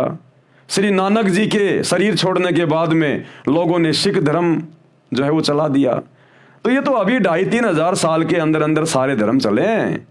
इससे पहले कहाँ थे ये धर्म? तो हम सब इंसान हैं, हमारा एक ही धर्म है, मानव धर्म। हम सब इंसान हैं, मानव हैं। इसीलिए सतगुरु रामपाल जी परमेश्वर जी ने आकर अपना नारा दिया है कि बच्चों तुम भूले बैठे हो शैतान की प्रेरणा से। जीव हमारी जाति है, यानी हम केवल जीव हैं, जीव। दो कोटि के प्राणी हैं सभी, चाहे कोई राष्ट्रपति है, चाहे प्रधानमंत्री है, चाहे किसी भी देश का है, चाहे किसी भी धर्म का है, केवल दो कोटि का जीव है, सबका मिट्टी का शरीर है। ये आग में जल के मर जाए, पानी में गिर के मर जाए, एक्सीडेंट में ये मर जाए, भूकंप में ये मर जाए, हारी बीमारी में ये मर जाए, लड़ाई झगड़े में ये मर जाए। तो गुरुदेव कह रहे हैं तुम केवल जीव हो, तुम्हारी कोई औकात नहीं है, चाहे तुम कुछ भी हो। जिस दिन वो समय आ गया उस दिन तुम्हें जाना पड़ेगा। तो कहते हैं जीव हमारी जाति है, यानी अपनी औकात में रह के और सच्चे खुदा की सच्ची इबादत करो, सच्चे संत की शरण में आके, नहीं तो जीव की दुर्गति होती रहेगी यहां पर शैतान के द्वारा। तो कहते हैं जीव हमारी जाति है और मानव धर्म हमारा, जिसमें मानवता है, इंसानियत है, सच्चाई है, जिसमें दया है, वो वास्तव में सबसे बड़ा धर्म है। ये हिंदू, मुस्लिम, सिख, ईसाई ये कोई धर्म नहीं है। जिसमें मानवता है, इंसानियत है, दया भाव है, नेक इंसान है, वो धार्मिक व्यक्ति है। तो कहते हैं जीव हमारी जाति है, मानव धर्म हमारा। ये हिंदू, मुस्लिम, सिख, ईसाई धर्म नहीं कोई न्यारा, ये तो शैतान की प्रेरणा से चलाए हुए हैं, जिनमें तुम फंस के रह गए। इसी प्रकार ईसा मसीह जी श्री विष्णु जी के लोक से आए देव आत्मा यानी अवतार थे। ईसाई श्रद्धालु भी ईसा जी को प्रभु का पुत्र मानते हैं, प्रभु नहीं। क्या कहते हैं ईसाई धर्म के लोग? ईसा मसीह जी प्रभु के पुत्र थे, प्रभु के पुत्र, परमेश्वर के पुत्र। अरे तो परमेश्वर कौन है फिर? ईसा मसीह उसका पुत्र है, तो परमेश्वर कौन है जिसको तुम परमेश्वर कहते हो? वो शैतान है, शैतान। क्योंकि ब्रह्मा, विष्णु, महेश ये तीनों देवता शैतान के यानी उस काल के बेटे हैं, जो दुर्गा जी से उसने पैदा किए। और ईसा मसीह जी कौन थे? ये विष्णु जी के लोक से आई हुई आत्मा थी, ये विष्णु जी के लोक से आई हुई आत्मा थी। तो किसने भेजा उसको? विष्णु ने भेजा। तो जिसको पूरा ईसाई समाज अपना परमेश्वर कहता है ना, परमेश्वर, वो परमेश्वर ये शैतान है, ये काल है, 21 ब्रह्मांड का राजा, जो परमात्मा के सच्चे लोक से दूर आके यहां पर मर गया और हमें भी इसने मार दिया। इसी प्रकार मुसलमान धर्म में जिसको अल्लाह कहा जाता है कि वो हजरत मोहम्मद को मिले, यानी जिब्राइल फरिश्ते के माध्यम से उसने अपना ज्ञान दिया, कुरान शरीफ का ज्ञान दिया। तो मुसलमान समाज वर्तमान में जिसको अपना अल्लाह कह रहा है, वो वही शैतान है, वही काल है वो। तो भाई और बहनों, इस भ्रमणा से बाहर निकलो, सतगुरु रामपाल जी के सत्संग सुनो। उन्होंने हर धर्म की हर पुस्तकों के ऊपर सत्संग कर रखे हैं। जो सच्चाई, जो वास्तविक ज्ञान है, आपने पहले के 3 वीडियो भी देखे होंगे, इतना स्पष्ट ज्ञान सतगुरु रामपाल जी ने दिया है। मुसलमान धर्म की आयतों से रेफरेंस दे दे के, और आगे भी आपको बहुत सारे प्रमाण दिखाए जाएंगे। तो हम इंसान हैं, हम जीव हैं, और हमने भक्ति करके यहां से पीछा छुड़वाना है, नहीं तो ये शैतान इसी प्रकार से हमारी दुर्गति रखेगा। ईसाई श्रद्धालु भी ईसा जी को प्रभु का पुत्र मानते हैं, प्रभु नहीं। संत गरीबदास जी ने कहा है कि यदि आप जी को मेरी बात पर विश्वास नहीं होता तो मेरे द्वारा बताई शास्त्र विधि अनुसार भक्ति साधना करके अपने घर में अर्थात अपने मानव शरीर में अपनी आंखों से देख लो। ठीक इसी प्रकार सतगुरु रामपाल जी कह रहे हैं कि भैया अगर तुम्हें विश्वास नहीं है तो एक बार मेरे सत्संग सुन के इस ज्ञान को समझ के और मेरे से उपदेश लेके जो मैं तुम्हें भक्ति बता रहा हूं वो भक्ति करके देख लो भाई। इतनी आसान भक्ति, इतनी सरल भक्ति, ना तुमने रोजे रख के भूखा मरना, ना तुमने कोई व्रत करके भूखा मरना, ना तुमने कोई बकरा काटना, ना मुर्गा काटना, कुछ नहीं करना, ना तुमने मस्जिदों में धक्का खाना, ना तुमने मंदिरों में धक्के खाने, ना कहीं पहाड़ों पे, तीर्थों पे, बरसाना में, गोवर्धन में, जगन्नाथ में तुम्हें कहीं धक्के नहीं खाने, कहीं किसी मजार के ऊपर धक्के नहीं खाने। सीधी सी भक्ति है, सीधा सा एक मंत्र है, एक कलमा है। मर्यादा में रह के बुराइयों को छोड़ के उस मंत्र का जाप करो, तुम्हें स्पष्ट दिखाई देगा, स्पष्ट जैसे रात में तारे स्पष्ट दिखाई देते हैं कि हम किस भयंकर जाल में, शैतान के जाल में फंसे हुए हैं। जिसको हम अल्लाह मान के पूज रहे थे, भगवान मान के पूज रहे थे।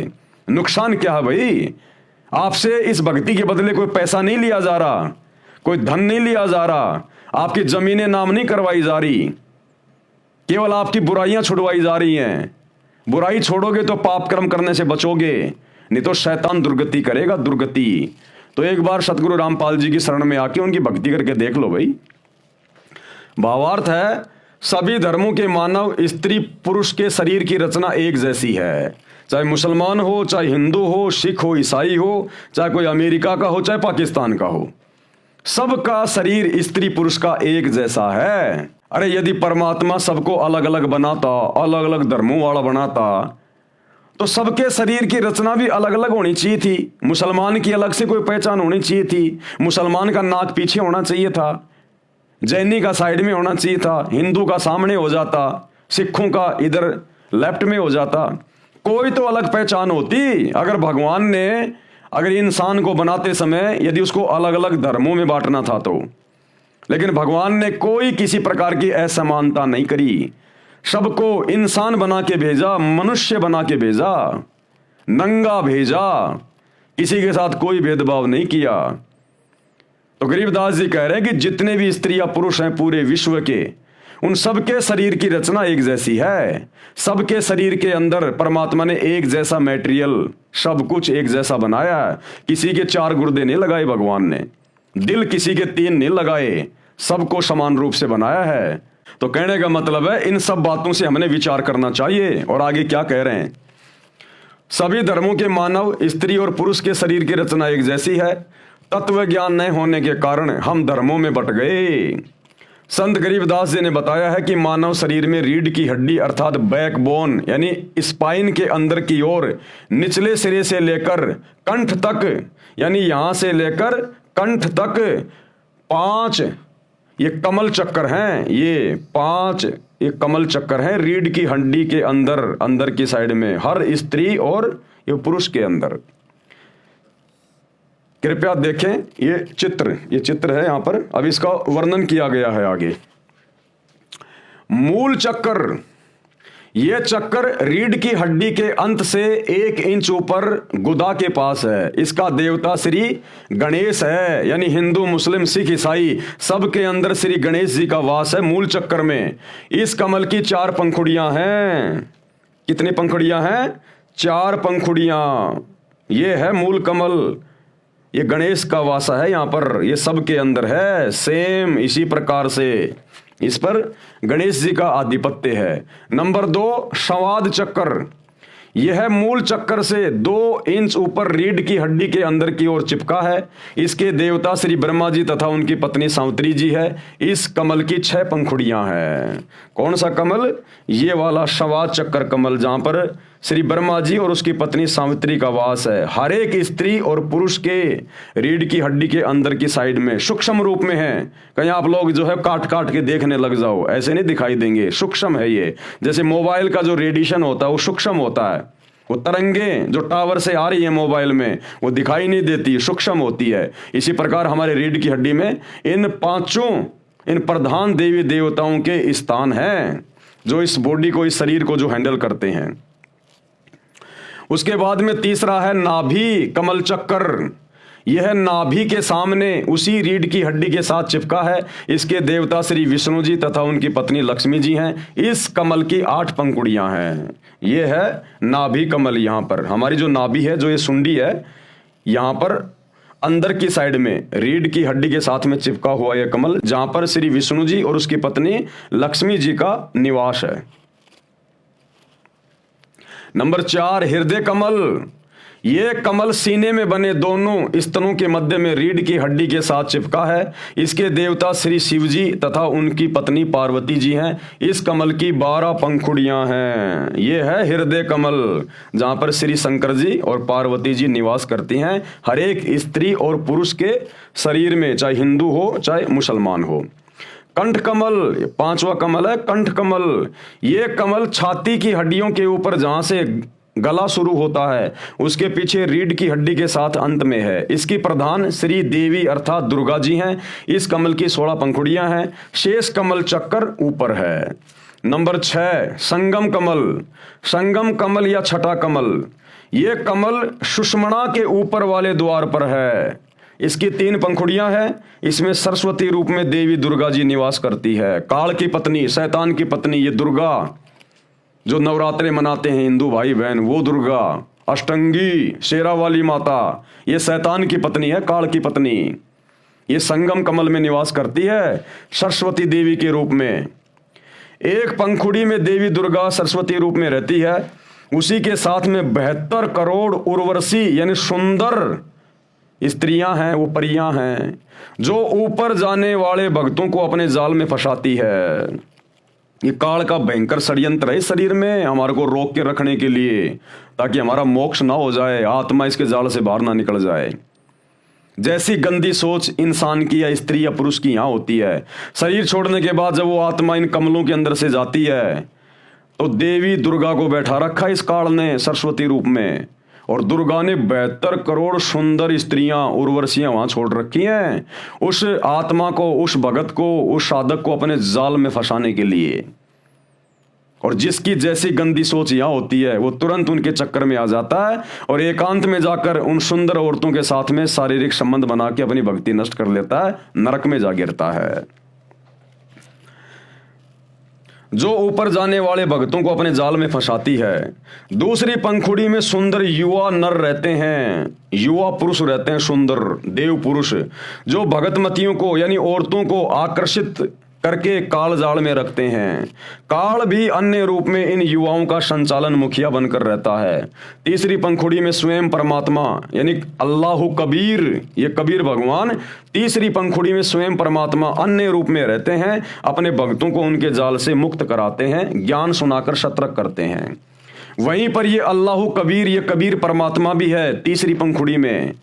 वहां ये अपने भक्तों को जो धरती पर उसकी शरण में होते हैं उसकी भक्ति करते हैं। जैसे हम भगत भाई बहन सतगुरु रामपाल जी अल्लाह कबीर की भक्ति कर रहे हैं, अगर आजीवन इसी प्रकार उनकी मर्यादा में रहकर भक्ति करते रहे तो शरीर छोड़ने के बाद वो सुंदर स्त्रियां, वो सुंदर पुरुष हमें भी फंसाने का प्रयास करेंगे। लेकिन यहाँ हमारे को सत्संग सुना सुनाकर, ज्ञान दे देकर गुरुदेव हमें पहले से इस पूरे शैतान के षड्यंत्र को समझा देंगे जो यहाँ लिखा हुआ है। तो हम लोग सतर्क हो जाएंगे कि ये सारी बातें तो गुरुजी हमें सब कुछ सत्संगों में बताया करते थे, पुस्तकों में लिखी हुई थी, ये तो काल का जाल है, ये तो हमारे को फंसाने के लिए खड़ी हैं। और फिर वहां पर यही कबीर परमात्मा सतगुरु रूप में रहता है और अपने भक्तों को वहां पर सतर्क करता है कि बच्चों उधर मत जाना, ये काल का षड्यंत्र है। लेकिन बाकी लोग जो सतगुरु रामपाल जी की शरण में नहीं होते, वो चाहे हिंदू है, मुसलमान है, सिख है, ईसाई है, वो उन औरतों के चक्कर में फंस जाएंगे। औरतें उन युवा जो देवता हैं वहां पर, जो काल की ओर से हमें फंसाने के लिए खड़े रहते हैं, उनके चक्कर में आ जाएंगी। यानी जिसकी जैसी गंदी सोच यहां होगी उसी आधार से वो वहां पर उनके साथ में शारीरिक संबंध बना के अपना धर्म कर्म नष्ट करके काल के जाल में रह जाते हैं। तीसरी पंखुड़ी में स्वयं परमात्मा यानी अल्लाह कबीर, अल्लाह अकबर अन्य रूप में रहते हैं, अपने भक्तों को उनके जाल से मुक्त कराते हैं, ज्ञान सुनाकर सतर्क करते हैं। नंबर 7 है त्रिकुटी कमल चक्कर। ये दोनों आंखों की बोहों यानी सेलियों के मध्य में सिर के पीछे हिस्से में अन्य कमलों की ही पंक्ति में ऊपर है। त्रिकुटी कमल कहाँ होता है? ये हमारी दोनों आंखें, ये बोहें हैं, और ये जो बीच का जो जगह है, ये बीच की जगह यहाँ पीछे की साइड में यहाँ है त्रिकुटी कमल। यहाँ पर भी काल रहता है, शैतान रहता है, और दूसरी पंखुड़ी में सतगुरु रहता है। यानी शैतान और सतगुरु दोनों वहां पर अपने अपने हिस्से में रहते हैं, अपने अपने रूप बना के। इसका देवता सतगुरु रूप में परमेश्वर ही है। इस कमल की 2 पंखुड़ी हैं, एक सफेद रंग की, दूसरी काले रंग की पंखुड़ी। सफेद पंखुड़ी में सतगुरु रूप में सत्य पुरुष का निवास है, यानी अल्लाह कबीर का निवास है, और काली पंखुड़ी में नकली सतगुरु रूप में काल निरंजन यानी शैतान का वास है। नंबर 8 सहस्त्र कमल चक्कर दल। ये कमल सिर के मध्य भाग से 2 उंगल नीचे अन्य कमलों की ही पंक्ति में है। यानी आप और हमारा जो सिर है, चाहे हिंदू हो चाहे मुसलमान हो, जहां पर ये चोटी रखने की जगह होती है ना, इससे 2 उंगल नीचे है ये सहस्त्र कमल चक्कर, जो कि काल का है। हिंदू धर्म के व्यक्ति सिर पर बालों की चोटी रखते हैं, कुछ अब भी रखते हैं। इसके नीचे वह सहस्त्र कमल दल है। इसका देवता ब्रह्म है। ब्रह्म यानी ये काल, शैतान, इसको ब्रह्म भी कहते हैं। इसे क्षर पुरुष भी कहते हैं। क्षर मानी नासवान, जो जन्मता है और मरता है। जिसने गीता व वेदों का ज्ञान गुप्त रहकर कहा है।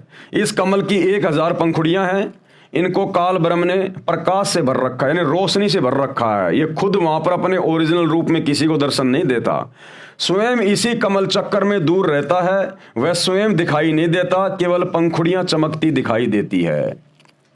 अष्ट कमल दल यानी 8वां कमल दल, इस कमल का देवता अक्षर पुरुष है, जो काल के लोक से ऊपर अक्षर पुरुष, जिसके 7 शंख ब्रह्मांड हैं।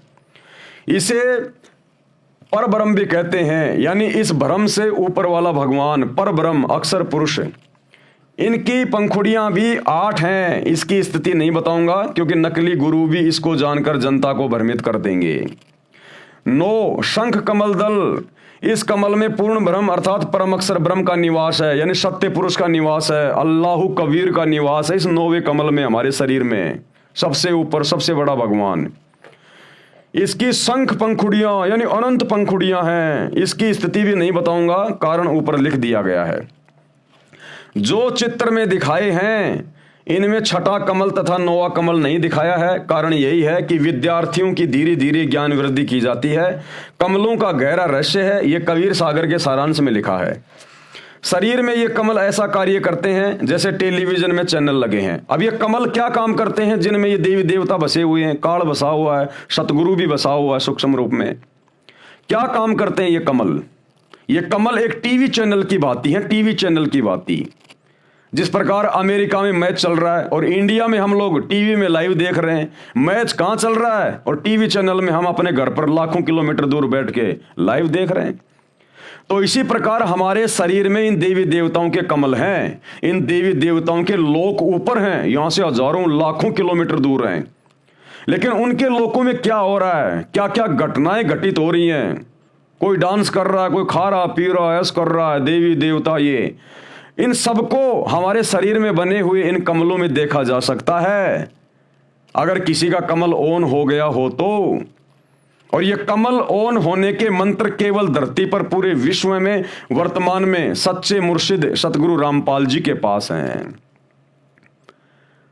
तो गरीबदास जी कह रहे हैं, भैया अगर आप लोगों को मेरी बातों पे यकीन नहीं है, तो जब वो अल्लाहु कबीर सच्चा मुर्शिद सतगुरु जब धरती पर आता, अपना ज्ञान देता है, उससे उपदेश लेकर उसकी भक्ति करो, उन मंत्रों का जाप करो, तुम्हारे कमल खुल जाएंगे। और अपने घर में देख लो, अपने घर में यानी अपने शरीर में उन कमलों को ऑन करके देख लो कि हजरत मोहम्मद जी कौन से लोक से आए थे, वो किसके गण थे, और आदम जी किसके लोक से आए थे, वो किसके गण थे। जिस प्रकार यूट्यूब में जाके हम पहले का कोई भी वीडियो देख सकते हैं, इसी प्रकार जिसके ये कमल चक्कर ऑन हो जाएंगे वो सारा सब कुछ देख लेगा इस ब्रह्मांड में क्या हो रहा है।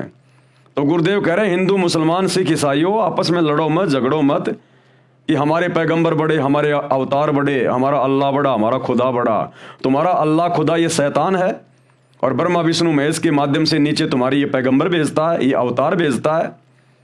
और ये सारा ये दृश्य तुम्हें स्पष्ट दिखाई देगा जब तुम सतगुरु रामपाल जी से उपदेश लेकर उनके सत भक्ति मंत्रों का जाप करोगे। फिर तुम्हें कोई संशय नहीं होगी कि वही मोहम्मद और वही महादेव, वही आदम, वही ब्रह्मा और दास गरीब कहे भाई सत भक्ति करके देखो अपने घर में, अपने घर में देखो, अपने इन कमलों में देख लो।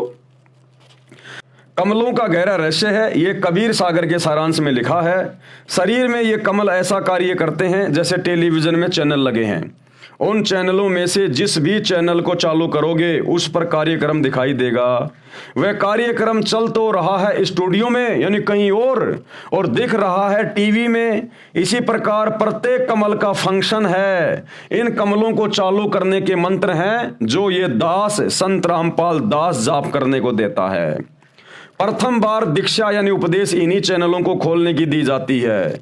मंत्रों की शक्ति से सर्व कमल ऑन हो जाते हैं। फिर भगत अपने शरीर में लगे चैनल में उस देव के धाम को यानी लोक को देख सकता है, वहां के सभी नजारे देख सकता है। इसलिए संत गरीबदास जी ने कहा है कि आप अपने शरीर के चैनल ऑन करके स्वयं देख लो कि आदम जी आपको ब्रह्मा जी के लोक से आए दिखाई देंगे, क्योंकि वहां पर सारे रिकॉर्ड उपलब्ध हैं। जैसे वर्तमान में यूट्यूब है, इसी प्रकार प्रत्येक देव के लोक में आप जो पूर्व में हुई घटना देखना चाहें आप देख सकते हैं। इसी प्रकार हजरत मोहम्मद जी आपको शिव जी के लोक से आए हुए दिखाई देंगे। इसी प्रकार ईसा जी भी श्री विष्णु जी के लोक से आए दिखाई देंगे। आगे गुरुदेव भगवान क्या लिख रहे हैं? मक्का महादेव का मंदिर है, जहां पर मुसलमान भाई बहन जाते हैं हज करने के लिए। मक्का काबा, ये श्री शंकर जी का मंदिर है, श्री शंकर जी का मंदिर, जहां पर आप लोग अल्लाह के दर्शन करने जाते हो। वहां पर शैतान बैठा है, शैतान। ये महादेव का मंदिर है, शंकर जी का। ये परमात्मा बता रहे हैं, परमात्मा लिख रहे हैं, अल्लाहु कबीर। साध वचन पलटे नहीं, चाहे पलट जाए ब्रह्मांड, क्योंकि तीनों देवताओं के माध्यम से, ब्रह्मा विष्णु महेश के माध्यम से ही ये शैतान, ये काल नीचे अपनी सृष्टि चलाता है। ये आज हम वर्तमान में हिंदू मुसलमान बन गए, पहले कोई हिंदू मुसलमान नहीं था। तो जो काबा है जहां पर तुम लोग हज करने जाते हो, वो शंकर जी का मंदिर है, और तुम्हारे हजरत मोहम्मद जी उसी शंकर जी के लोक से आई हुई आत्मा है। भाई और बहनों, ये थोड़े बहुत दिनों की बात है। 2028 युग परिवर्तन का समय है, भयंकर महाविनाश होगा। समझदार आत्माएं तो समय रहते सतगुरु रामपाल जी की शरण में आ जाएंगी, अपने और अपने परिवार का बचाव कर लेंगी। अन्यथा 2028 के बाद दुर्गति करवा के लोगों ने मजबूरन नाक रगड़ के सतगुरु रामपाल जी अल्लाह कबीर की शरण में आना पड़ेगा, और फिर वो जैसा कहेंगे सब कुछ मानना पड़ेगा। हाँ जी, बिल्कुल सही कह रहे हो, बिल्कुल जी, मोहम्मद जी शंकर जी के लोक से आए हैं, जैसे आज आप और हम भगत भाई बहन निसन से मान रहे हैं। तो क्या कह रहे हैं गुरुदेव? मक्का महादेव का मंदिर है। सिख धर्म की पुस्तक भाई बाले वाली जन्म साखी में प्रमाण है। सिख धर्म की एक पुस्तक है भाई बाले वाली जन्म साखी, यानी श्री नानक जी के साथ में उनके दो परम शिष्य रहते थे, भाई बाला और भाई मर्दाना।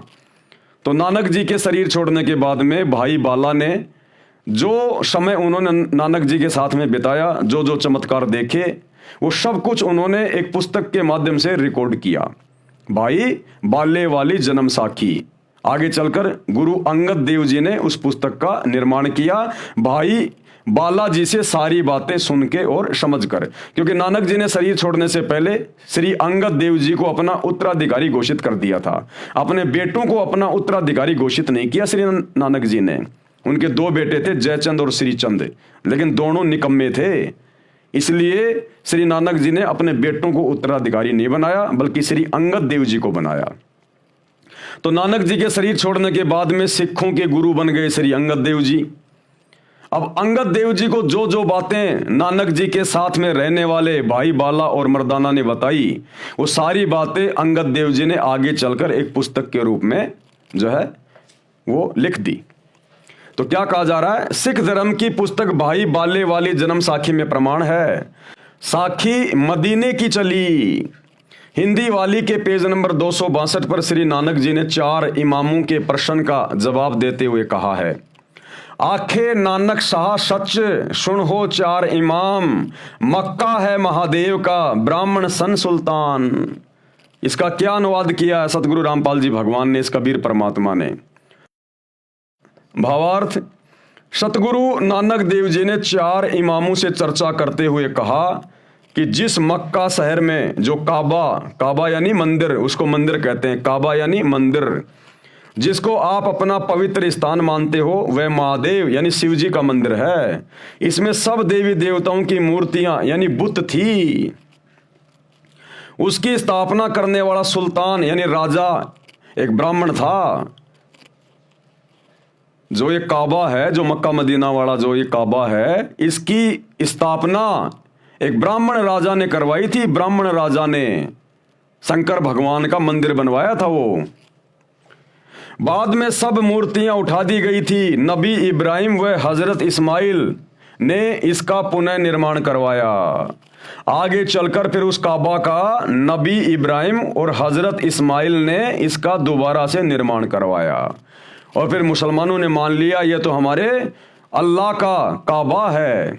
जिस प्रकार भाइयों और बहनों लाल किले का निर्माण द्वापर युग में पांडवों ने करवाया था, पांडवों ने। उसके बाद में मुगल आए, मुगलों ने अपना राज्य स्थापित कर लिया। 800 साल तक भारत पर दिल्ली के लाल किले में रहकर मुगलों ने शासन किया। तो आज ज्यादातर लोग यही जानते हैं कि ये जो दिल्ली का लाल किला है ये मुसलमानों ने बनाया, ये मुगलों ने बनवाया, जबकि ये द्वापर युग में 5 पांडवों ने बनवाया था। इसको हस्तिनापुर कहते थे, हस्तिनापुर। तो ठीक इसी प्रकार जो काबा है, जो मक्का मदीना है, उसका निर्माण एक ब्राह्मण राजा ने करवाया था। वो भगवान शंकर का मंदिर है, काल के बेटे का, शैतान के बेटे का। लेकिन आगे चलकर फिर हजरत इब्राहिम व हजरत इस्माइल ने इसका दोबारा से निर्माण करवाया था, जिस कारण से मुसलमान इसे अपना मान बैठे। अब आप जी को अपने मतलब की ओर लेके चलता हूं। आप जी को स्पष्ट करना चाहता हूं कि जो यथार्थ आध्यात्मिक ज्ञान सूक्ष्म वेद में यानी 5वें वेद में है, कबीर सागर में और गरीबदास जी की वाणियों में है, वह न गीता में है तथा ना 4 वेदों में है, ना पुराणों में है, ना कुरान शरीफ में है, ना बाइबल में है, ना 6 शास्त्रों तथा न 11 उपनिषदों में है। क्योंकि परमात्मा ने इस काल को, इस शैतान को ये कंप्लीट ज्ञान दिया था। 5 वेद दिए थे, यानी टोटल एक ही ज्ञान था ये कंप्लीट। लेकिन इसने जब उसको पढ़ा, उसको देखा, तो इसमें तो पूरी जानकारी थी कि ये शैतान क्यों बना, इसने परमात्मा अल्लाह कबीर के शतलोक में क्या गलती की थी, जिस कारण से इसको वहां से बाहर निकाल दिया दुर्गा के साथ में। हम बाकी आत्माएं जो काल के ऊपर आसक्ति व्यक्त कर चुकी थी, परमात्मा ने हमें भी दुर्गा के शरीर में सूक्ष्म रूप में डाल के काल के साथ भेज दिया। आगे चलकर फिर काल ने तीन पुत्रों को उत्पन्न किया, दुर्गा के माध्यम से ब्रह्मा विष्णु महेश, उन्हीं के माध्यम से अपना पूरा ढमढमा ये चला रहा है। हिंदू मुसलमान बना के जीवों को इसने उलझा रखा है। तो काल ने देखा ये सारी जानकारी अगर जीवों के पास पहुंच गई तो ये तो सारे वापस चले जाएंगे। तो इस काल ने, शैतान ने, जो मुख्य जानकारी थी उस परमात्मा की, सतलोक की, सचखंड की, वो इसने छुपा दी, इसने मिटा दी, डिलीट कर दी। और बाकी का ज्ञान इसने अपने बड़े बेटे श्री ब्रह्मा जी को दे दिया। अब ब्रह्मा जी ने आगे फिर अपने पुत्रों को दे दिया, अपने वंशजों को दे दिया, दक्ष को दे दिया, मनु को दे दिया। इन्होंने आगे चलकर इन वेदों को 4 भागों में बांट दिया, डिवाइड कर दिया, यजुर्वेद, ऋग्वेद, सामवेद और अथर्ववेद। तो सबसे पुराने जो ग्रंथ है इस शैतान के लोक के, वो ये 4 वेद है। इन्हीं 4 वेदों का ज्ञान इसी शैतान ने द्वापर युग में महाभारत के युद्ध के दौरान श्री कृष्ण जी के अंदर भूत की तरह सूक्ष्म रूप में प्रवेश करके अर्जुन को सुनाया, जिस ज्ञान को आगे दिव्य दृष्टि मिलने के बाद महर्षि वेद व्यास जी ने लिखा, जिसको गीता जी कहा जाता है। तो 4 वेदों का और गीता का ज्ञान एक ही है। 4 वेदों का ज्ञान थोड़ा सा फैला हुआ है, गीता में उसको शॉर्ट करके सांकेतिक रूप में लिख दिया गया। तो सबसे पुरातन जो ग्रंथ हैं जिनको हिंदू अपना मान रहे हैं, ये पूरे विश्व के हैं, पूरे विश्व के। क्योंकि जिस समय वेदों की रचना हुई थी महर्षियों के द्वारा, और जिस समय श्री गीता जी का ज्ञान दिया गया था द्वापर में महाभारत के युद्ध में, उस समय धरती पर कोई धर्म नहीं था, केवल इंसान थे। तो ये गीता का ज्ञान और वेदों का ज्ञान पूरे विश्व के प्राणियों के लिए है, ये कोई धर्म विशेष का कोई ये ग्रंथ नहीं है। तो मुख्य जानकारी इस काल ने, शैतान ने 4 वेदों से निकाल दी। तो गुरुदेव भगवान कह रहे हैं कि जो वास्तविक जानकारी है उस अल्लाह की, उस खुदा की, शैतान के बाप की, उस अल्लाह कबीर की, वो जानकारी ना तो 4 वेदों में है कंप्लीट, ना गीता में, ना मुसलमानों की 4 पुस्तकों में, ना बाइबल में, किसी चीज में नहीं है।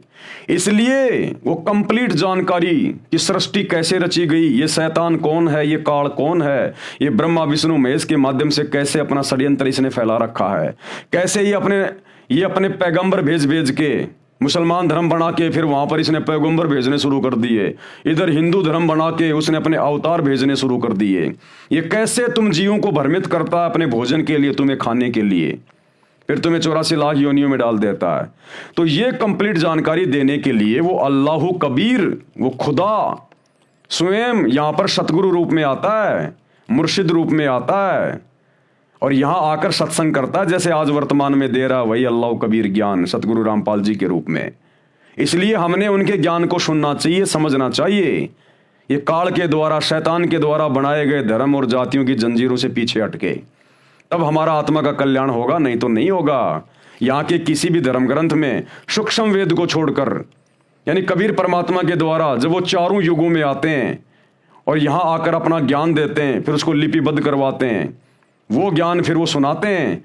जैसे 650 साल पहले यही कबीर भगवान 650 साल पहले ये बनारस में आए कबीर दास नाम से, और इन्होंने एक अच्छी आत्मा धर्मदास जी के माध्यम से कबीर सागर लिखवाया 1800 पेज का। फिर गरीबदास जी के माध्यम से उसी कबीर परमात्मा ने गरीबदास जी के सामने सतलोक से आकर ये प्रकट हुए, गांव छुडानी जिला झज्जर हरियाणा में। गरीबदास जी की आत्मा को अपने साथ ऊपर लेकर गए, जो अभी आपको समझाया बताया। फिर गरीबदास जी के माध्यम से जो जो इन्होंने गरीबदास जी को दिखाया, पूरे शैतान के लोगों की व्यवस्था और पूरा ऊपर का वो सतलोक, फिर गरीबदास जी के माध्यम से उनको दिव्य दृष्टि देकर इन्होंने सदग्रंथ साहिब लिखवाया, अमर ग्रंथ लिखवाया, जिसमें 24,000 वाणियां हैं, जिसको आधार बनाकर सतगुरु रामपाल जी हमें ये सतज्ञान समझा रहे हैं। तो सूक्ष्म वेद के अलावा किसी भी वेद में, किसी भी धर्म की कोई भी पुस्तक में कंप्लीट सच्चे खुदा की सच्ची इबादत का ज्ञान नहीं है। उदाहरण जैसे 10वीं कक्षा तक का पाठ्यक्रम गलत नहीं है, परंतु उसमें BA तथा MA वाला ज्ञान नहीं है। जिस प्रकार 10वीं तक के सिलेबस में भी ज्ञान है, लेकिन कंप्लीट नहीं है, BA और MA का नहीं है। इसी प्रकार वेदों में भी ज्ञान है, गीता में भी ज्ञान है, परमात्मा की थोड़ी बहुत जानकारी है, लेकिन भक्ति केवल इस शैतान तक की है। लेकिन इन वेदों में और मुसलमान भाइयों की इन 4 आसमानी पुस्तकों में कंप्लीट ज्ञान नहीं है, केवल 10वीं तक का ज्ञान है, BA MA का ज्ञान नहीं है, उस कबीर परमात्मा के बारे में जानकारी नहीं है। जैसे उदाहरण, जैसे 10वीं कक्षा तक का पाठ्यक्रम गलत नहीं है, परंतु उसमें BA तथा MA वाला ज्ञान नहीं है। वह पाठ्यक्रम गलत नहीं है, परंतु पर्याप्त भी नहीं है, समझने के लिए इतना ही पर्याप्त है। यानी उसमें ज्ञान जो है वो आधा अधूरा है। उस ज्ञान को सुनकर समझकर हम मोक्ष प्राप्त नहीं कर सकते, गधे कुत्ते बनने से नहीं बच सकते, नरक में जाने से नहीं बच सकते, केवल काल तक की साधना में रहेंगे। इनमें केवल इतना ही ज्ञान है। कंप्लीट ज्ञान सूक्ष्म वेद में मिलेगा, सतगुरु स्वयं आकर समझाएगा, जो आज समझा रहे हैं। प्रश्न किया किसी ने, संसार के शास्त्र तथा संत परमात्मा के विषय में क्या जानकारी देते हैं, यानी दुनिया भर के जो शास्त्र हैं वो संत या परमात्मा के विषय में क्या जानकारी देते हैं। उत्तर दिया गुरुदेव भगवान ने, विश्व के मुख्य शास्त्रों में, सदग्रंथों में परमात्मा को बहुत अच्छे तरीके से परिभाषित किया है। पहले ये जानते हैं कि विश्व के मुख्य शास्त्र यानी सदग्रंथ कौन से हैं। नंबर 1, वेद। वेद 2 प्रकार के हैं, सूक्ष्म वेद और सामान्य वेद। सामान्य वेद आपको बता दिए, ये 4 वेद जो शैतान ने अपने बेटे ब्रह्मा को दिए, ब्रह्मा ने अपने वंशजों को दिए। आगे चलकर इनकी 4 मोटी मोटी पुस्तकें बता दी गई, जिनमें केवल शैतान यानी काल तक का ज्ञान है। तो वेद 2 प्रकार के हैं, एक तो सामान्य वेद, ये 4 वेद, और दूसरा सूक्ष्म वेद जो कबीर भगवान स्वयं आके ज्ञान बताता है। वो कबीर सागर, वो गरीबदास जी का ग्रंथ, और वर्तमान में सतगुरु रामपाल जी ने जो पुस्तकें लिखी हैं, ये हैं सूक्ष्म वेद। वेद 2 प्रकार के हैं, सूक्ष्म वेद और सामान्य वेद। अब ये सूक्ष्म वेद क्या है? ये वह ज्ञान है जिसको अल्लाह ताला यानी समर्थ परमात्मा स्वयं पृथ्वी पर प्रकट होकर अपने मुख कमल से वाणी उच्चारण करके बोलता है। यह संपूर्ण अध्यात्म ज्ञान है। इसका कहां प्रमाण है? ऋग्वेद मंडल 9 सूक्त 86 मंत्र 26 और 27 में, ऋग्वेद मंडल 9 सूक्त 82 मंत्र 1 व 2 में, ऋग्वेद मंडल 9 सूक्त 94 मंत्र 1 में, ऋग्वेद मंडल 9 सूक्त 95 मंत्र 2 में, ऋग्वेद मंडल 9 सूक्त 20 मंत्र 1 में, ऋग्वेद मंडल 9 सूक्त 96 मंत्र 17 से 20 में, ऋग्वेद मंडल 9 सूक्त 54 मंत्र 3, यजुर्वेद अध्याय 9 मंत्र 1 तथा 32 में, यजुर्वेद अध्याय 29 मंत्र 25, अथर्ववेद कांड 4 अनुवाक 1 मंत्र 7, सामवेद मंत्र संख्या 822 में। अब ज्ञानहीन लोग कहते हैं सतगुरु रामपाल जी को संस्कृत नहीं आती, हिंदू कहते हैं तुम्हारे गुरु जी को संस्कृत तो आती नहीं। अरे तुम संस्कृत के विद्वानों ने, सतयुग में वेद लिखे गए थे, 39 लाख साल हो गई, आज तक तुम परमात्मा के नाम का जिक्र भी नहीं कर पाए। और सतगुरु रामपाल जी ने ये सारे वेद खोल खोल के रख दिए। देख लो आंख फाड़ के। भाषा का काम केवल इतना होता है, अपने विचार दूसरे तक प्रकट करना। और ये परमात्मा है, अल्लाह कबीर है धरती पर सतगुरु रामपाल जी। इनको पढ़ाई पढ़ने की जरूरत नहीं है। पढ़ाई पढ़ने की जरूरत पड़ती है इंसानों को। इस परमेश्वर ने तो भाषाएं पैदा की हैं, तभी तो खोल खोल के चारों वेदों का जूस निकाल दिया। मुसलमान धर्म की चारों आसमानी पुस्तकों का जूस निकाल के रख दिया कि क्या मतलब का ज्ञान है। देख लो तुम्हारी आंखों के सामने अल्लाह कौन है, भगवान कौन है, सच्ची इबादत क्या है। अन्य प्रमाण श्रीमद् भगवत गीता अध्याय 4 मंत्र 32 में है, कहा है कि सच्चिदानंद घन ब्रह्म यानी कबीर परमात्मा, वो कबीर देव, वो कबीर भगवान जिसको सच्चिदानंद घन ब्रह्म कहा गया है, यानी सत्य पुरुष यानी अविनाशी परमात्मा अपने मुख कमल से वाणी बोलकर तत्व ज्ञान विस्तार से कहता है, जैसे आज वर्तमान में कह रहे हैं सतगुरु रामपाल जी। कारण परमात्मा ने सृष्टि के प्रारंभ में संपूर्ण ज्ञान इस ब्रह्म यानी शैतान को, काल को, सूक्ष्म वेद में जिसको ज्योति निरंजन भी कहते हैं, ज्योति निरंजन अर्थात काल पुरुष के अंतःकरण में डाला था, यानी फैक्स किया था। परमात्मा द्वारा किए निर्धारित समय पर यह ज्ञान स्वयं ही काल पुरुष के श्वासों द्वारा समुद्र में प्रकट हो गया। ये परमात्मा है भाई और बहनों, ये अल्लाह कबीर है, सारी सिद्धियों का स्वामी है। इन्होंने जो समय निर्धारित किया हुआ है उस समय पर इस शैतान, इस काल की श्वासों के माध्यम से ये वेदों का ज्ञान बाहर प्रकट हुआ। जिस प्रकार परमात्मा ने विधान बना रखा है कि 9 महीने होते ही माता के गर्भ से बच्चा बाहर आएगा तो आएगा, उसे कोई रोक नहीं सकता। ये परमात्मा का बनाया गया विधान है, अल्लाह कबीर का। तो इसी प्रकार उस परमात्मा ने अपना विधान बना दिया था उस काल को, जब सतलोक से बाहर निकाला था शैतान को। इसकी श्वासों के माध्यम से वो समय आने पर ये वेदों का ज्ञान जो है ये प्रकट हुआ। वो ज्ञान इसने अपने बेटे ब्रह्मा को दे दिया। ब्रह्मा ने वो ज्ञान अपने वंशजों को सुनाया और नीचे फिर मनु ने, दक्ष ने, इन ऋषि महर्षियों ने फिर इसको कागज पे लिपिबद्ध कर दिया। तो ये भाई और बहनों, ये परमात्मा की टेक्नोलॉजी है। आप और हम अभी परमात्मा की परिभाषा से अपरिचित हैं। हम केवल पत्थर पूजते पूजते रह गए। हमारे बाप दादा मंदिर मस्जिद जाते जाते इन पत्थरों पे नाक रगड़ते रगड़ते, माथा रगड़ते रगड़ते, सिजदा करते करते मर गए। हमें अभी तक वास्तविक खुदा की और उसकी इबादत का नहीं पता चला। तो ये अल्लाह कबीर, इसकी विज्ञान, इसकी टेक्नोलॉजी सर्वश्रेष्ठ है। ये आजकल के वैज्ञानिक उसी परमात्मा के द्वारा दी गई बुद्धि के आधार से ये टीवी, रेडियो, मोबाइल, इंटरनेट, हवाई जहाज बना के पता नहीं अपने आप को खुदा मान बैठे। अरे तुम जिस मटेरियल के ऊपर ये चीजें बना रहे हो, आविष्कार कर रहे हो, ये मटेरियल किसका है? इसी जमीन से लिया तुमने खोद खोद के पहाड़ों को।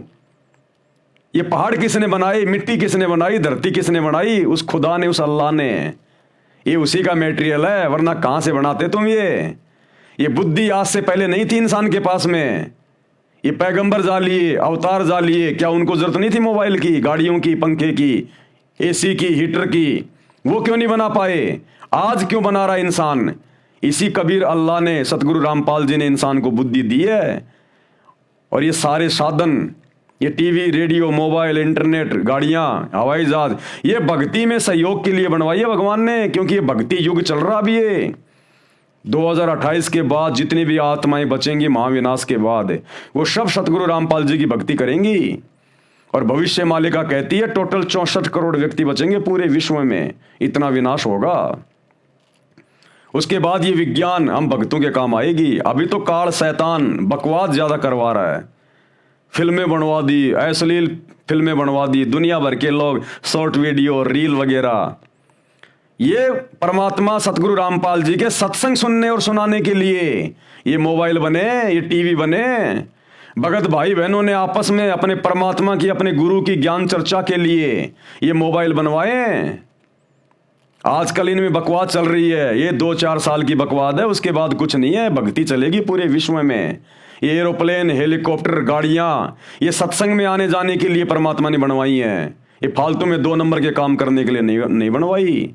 ये तो शैतान इनका दुरुपयोग करवा रहा है, वर्तमान में आपके कर्म फुड़वा रहा है। आने वाले समय में इस कबीर भगवान सतगुरु रामपाल जी के द्वारा इंसान को बुद्धि देकर बनवाई गई इन प्रत्येक वैज्ञानिक वस्तुओं का प्रयोग उपयोग केवल भक्ति में होगा। तो ये थोड़े समय की बकवाद है, ज्यादा की नहीं है। तो क्या कह रहे हैं, ज्योति निरंजन अर्थात काल पुरुष के अंतःकरण में डाला था ये ज्ञान, ये वेद उस कबीर अल्लाह ने फैक्स किया था। परमात्मा द्वारा किए निर्धारित समय पर यह ज्ञान स्वयं ही काल पुरुष के श्वासों द्वारा समुद्र में प्रकट हो गया। जिस प्रकार ये वैज्ञानिक जो ये फैक्स वगैरह इन्होंने बना दिए उस मालिक के आशीर्वाद से, ये हमारे भक्ति समझने में बड़े सहायक हैं। अब लोग कहेंगे उस परमात्मा ने सतलोक में बैठे बैठे लाखों किलोमीटर दूर से, करोड़ों अरबों किलोमीटर दूर से काल के अंतःकरण में कैसे भेज दिया वो ज्ञान, वो कैसे हो गया फैक्स। अरे 2 मोबाइल हैं और 2 मोबाइलों में आप जी व्हाट्सएप के माध्यम से, एक अमेरिका में बैठा है एक हिंदुस्तान में बैठा है, आप लोग कैसे भेज देते हो उसमें मैसेज वगैरह वीडियो वगैरह, उसके मोबाइल में भी रह जाता है और तुम्हारे पास भी आ जाता है। बॉम्बे में बैठा आदमी दिल्ली में फैक्स करता है, वो कागज वहां कैसे निकल जाता है। ये परमात्मा ने ये विज्ञान थोड़ी सी -1 पॉइंट बस इतना ही ज्ञान दिया जीव को, ज्यादा की आवश्यकता नहीं। और इतने में ये जीव अपने आप को खुदा मान बैठा, भगवान मान बैठा। तो परमात्मा के ज्ञान से इंसान को बुद्धि आएगी। ये सब कुछ भगवान का है, हमारा कुछ नहीं है। हम जीव हैं 2 कोड़ी के। कल को पागल हो गया, लैट्रिन गोबर खाता फिरता है। इंसान की इतनी औकात है, इससे ज्यादा नहीं है। तो ये परमात्मा ने बनवाई ये सारी चीजें इंसान को बुद्धि देके। आज से पहले कहां थे टीवी रेडियो मोबाइल इंटरनेट? अरे कहां थे 20-30 साल पहले ये मोबाइल? क्या उस समय लोगों की रिश्तेदारियां नहीं होती थी? क्या आपस में बात करने की उनकी इच्छा नहीं होती थी? कोई मर जाता था तो 10 दिन बाद में जाके मालूम पड़ता था वो मर गया, और आज 1 सेकंड में आज ही वो मर गया। तो क्या पहले आवश्यकता नहीं थी? क्या पहले लोगों की रिश्तेदारियां नहीं थी? लोग आते जाते नहीं थे? पैदल जाया करते थे, बैलगाड़ी जोड़ के, ऊंट गाड़ी जोड़ के महीनों भर लग जाते थे। और आज एरोप्लेन में बैठो, 700 किलोमीटर प्रति घंटा की रफ्तार से तुरंत पहुंच जाओ, अपनी खुद की गाड़ी में जाओ, ट्रेन में जाओ। क्या पहले आवश्यकता नहीं थी क्या इंसान को इन चीजों की? ढंग की रोड भी नहीं थी, गर्मियों में एक पंखा भी नहीं बनाया किसी ने। ये परमात्मा ने आज बनवानी थी और आज इसने बनवा दी। और आने वाले समय में ये सारी चीजें केवल भक्ति में काम आएंगी। और जो बकवाद करेगा उनके मोबाइल में आग लग जाया करेगी, फूटेंगे, उनके टीवी जल जाया करेंगे। इस परमेश्वर ने भक्ति के लिए बनवाई है चीजें। अब आगे इनका दुरुपयोग नहीं होगा, जब उसका ठीक का समय आ जाएगा 2028 के बाद। परमात्मा द्वारा किए निर्धारित समय पर यह ज्ञान स्वयं ही काल पुरुष के श्वासों द्वारा समुद्र में प्रकट हो गया। जैसे 9 महीने बाद तुरंत बच्चा मां के पेट से बाहर आ जाता है, परमात्मा ने निर्धारित कर रखा है। काल पुरुष यानी शैतान ने इसमें से महत्वपूर्ण जानकारी निकाल दी। इसने देखा इसमें तो तेरे बारे में सब कुछ लिखा हुआ है, और ये सारी बात अगर मेरे तीनों बेटों को पता चल गई, ब्रह्मा विष्णु महेश को, कि हमारा बाप तो शैतान है, काल है, इसने तो सच्चे उस खुदा से बहुत बड़ा धोखा किया जिस कारण से इसको यहां पटक दिया गया, और ये तो अपने भोजन के लिए हम ब्रह्मा विष्णु महेश को खड़ा करके और जीवों को मरवा रहा है और ये पैदा करवा रहा है। तो काल ने देखा, शैतान ने देखा, अगर ये बात मेरे तीनों बेटों तक पहुंच गई तो मेरे लिए फिर काम नहीं करेंगे ये। तो इसने वो सारी जानकारी निकाल दी ऊपर की, और केवल अपने तक की जानकारी सीमित कर दी कि मैं ब्रह्म हूं, मैं गुप्त रहता हूं, मेरा ओम नाम का मंत्र है। और ब्रह्मा विष्णु महेश के माध्यम से फिर इसने जीवों की उत्पत्ति करी। आगे चलकर यही जीव कोई हिंदू, मुसलमान, सिख, ईसाई बन गया। तो ये है पूरा का पूरा बखेड़ा इस काल का। काल पुरुष ने यानी शैतान ने इसमें से महत्वपूर्ण जानकारी निकाल दी, शेष अधूरा ज्ञान संसार में प्रवेश कर दिया। उसी को 4 भागों में व्यास ऋषि ने विभाजित किया, यानी महर्षि वेद व्यास ने उस ज्ञान को 4 वेदों के रूप में लिख दिया। उसके 4 वेद ऋग्वेद, यजुर्वेद, सामवेद तथा अथर्ववेद बनाए। अब दूसरा है सामान्य वेद। सामान्य वेद ये वही 4 वेद वाला ज्ञान है जो ब्रह्म यानी ज्योति निरंजन अर्थात काल शैतान ने अपने ज्येष्ठ पुत्र यानी अपने बड़े पुत्र ब्रह्मा जी को दिया था। इस शैतान का सबसे पहला पुत्र है ब्रह्मा, उससे छोटा विष्णु, उससे छोटा शंकर। तो अपने बड़े पुत्र ब्रह्मा को इसने ये ज्ञान दिया। ये अधूरा ज्ञान है, यानी 4 वेदों वाला ज्ञान अधूरा है। इसमें से मुख्य जानकारी निकाल ली गई है जो ब्रह्म अर्थात काल ने जानबूझकर निकाली थी। कारण यह था कि काल पुरुष यानी शैतान को भय रहता है कि मानव को पूर्ण परमात्मा यानी अल्लाह कबीर का ज्ञान हो जाए। यदि प्राणियों को पूर्ण परमात्मा का ज्ञान हो गया तो सब इस काल के लोक को त्याग कर पूर्ण परमात्मा के लोक यानी सतलोक में, मुसलमान भाई जिसको सातवां आसमान कहते हैं, वहां पर चले जाएंगे, जहां जाने के पश्चात जन्म मृत्यु समाप्त हो जाते हैं। इसलिए ब्रह्म अर्थात काल पुरुष ने पूर्ण परमात्मा के परम पद की जानकारी नहीं बताई, वो नष्ट कर दी थी। उसकी पूर्ति करने के लिए यानी वही ज्ञान बताने के लिए, सृष्टि का सबसे उत्तम ज्ञान बताने के लिए वो पूर्ण परमात्मा, वो कबीर भगवान, अल्लाह कबीर, वो सच्चा खुदा धरती पर सच्चा मुर्शिद बनकर, संत बनकर, सतगुरु बनकर आता है, वही ज्ञान देने के लिए जो ज्ञान इस काल ने, शैतान ने छुपा दिया होता है। उसकी पूर्ति करने के लिए पूर्ण परमात्मा स्वयं सशरीर प्रकट होकर संपूर्ण ज्ञान बताता है, जो आज बता रहे हैं वर्तमान में सतगुरु रामपाल जी। अपनी प्राप्ति के यानी सतलोक जाने के वास्तविक मंत्र भी बताता है, जो काल भगवान ने समाप्त करके शेष ज्ञान प्रदान कर रखा है। वही मंत्र जो आपने कल के वीडियो में कुरान से देखे, सूर अशूरा 42 आयत नंबर 1 और 2 में हाम और मीम का क्या अर्थ होता है, ऐन सीन काफ इनका क्या मतलब होता है, ये है वो मंत्र।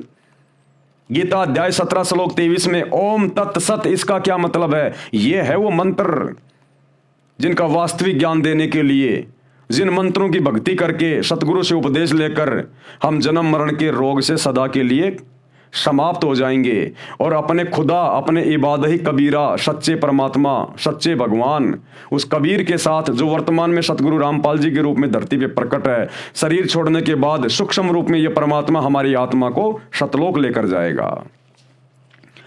उसको ऋषिजन 4 वेद कहते हैं। ऋषि व्यास जी ने इस वेद को लिखा तथा इसके 4 भाग बनाए।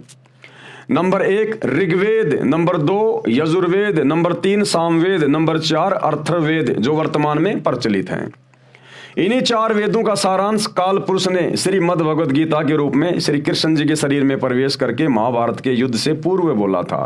वह भी बाद में महर्षि व्यास जी ने कागज पर लिखा, जो आज अपने को उपलब्ध है। अब आगे भाइयों और बहनों, सदग्रंथों में बाइबल का नाम भी है। बाइबल ये 3 पुस्तकों का संग्रह है। यानी बाइबल के अंदर, ईसाई भाई बहनों की बाइबल के अंदर भी सृष्टि रचना का यही ज्ञान है, इसी शैतान का ज्ञान है। जो ज्ञान कुरान शरीफ में है, कुरान मजीद में है, तौरेत में है, जबूर में है, इंजिल में है, जो ज्ञान सिखों के गुरु ग्रंथ साहिब में है, जो ज्ञान 4 वेदों में है, गीता में है, यही सारा का सारा ज्ञान जो काल ने आधा अधूरा यहां पर फैला रखा है। इस ज्ञान का प्रमाण आपको बाइबल में भी देखने को मिलेगा कि वो अल्लाह कौन है, परमात्मा कौन है, परमेश्वर कौन है, ईसा मसीह का वो परमेश्वर कौन है, वो कहाँ रहता है, उसने सृष्टि को कब बनाया, कैसे बनाया, वो सारा ज्ञान ईसाइयों की बाइबल में भी उपलब्ध है, एज इट इज, ज्यों का त्यों।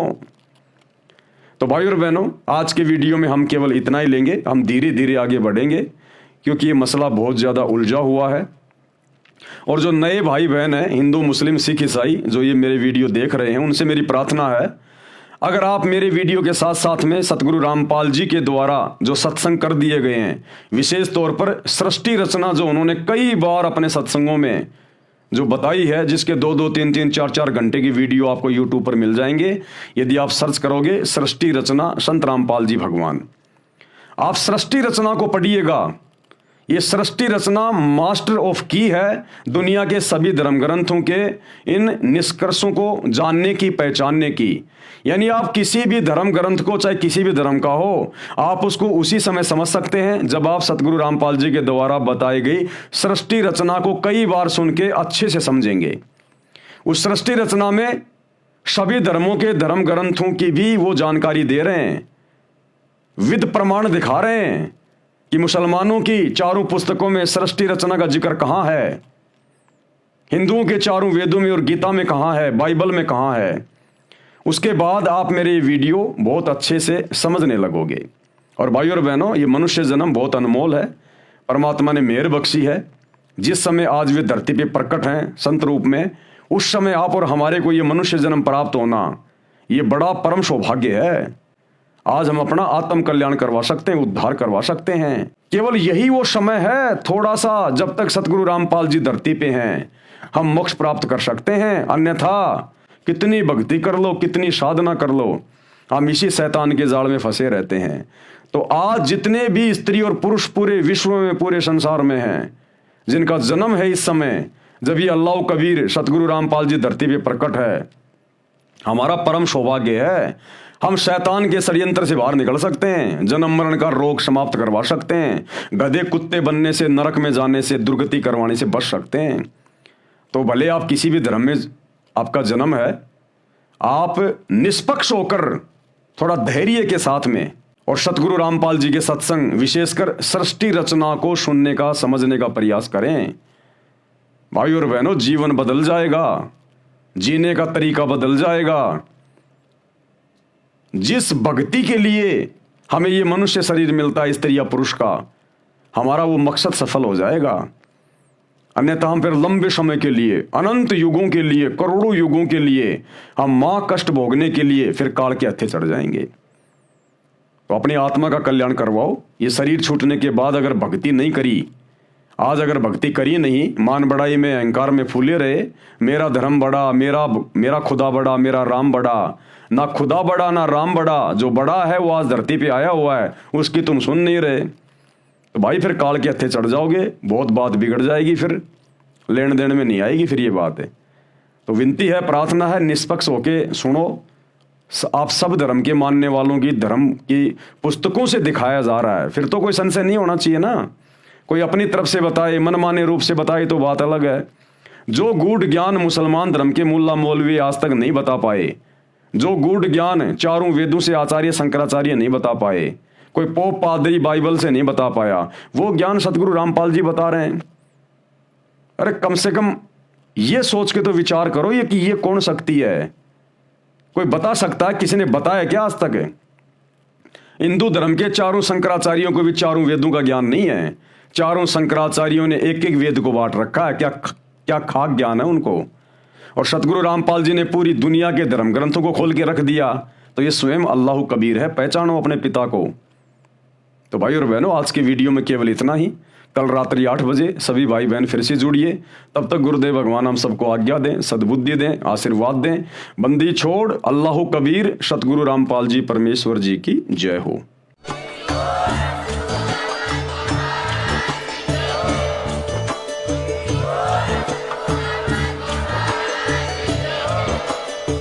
भाई जो गुरु बचन पे डट के, कट गे फंद 84 के, कट गे फंद 84 के, कट गे फंद 84 के।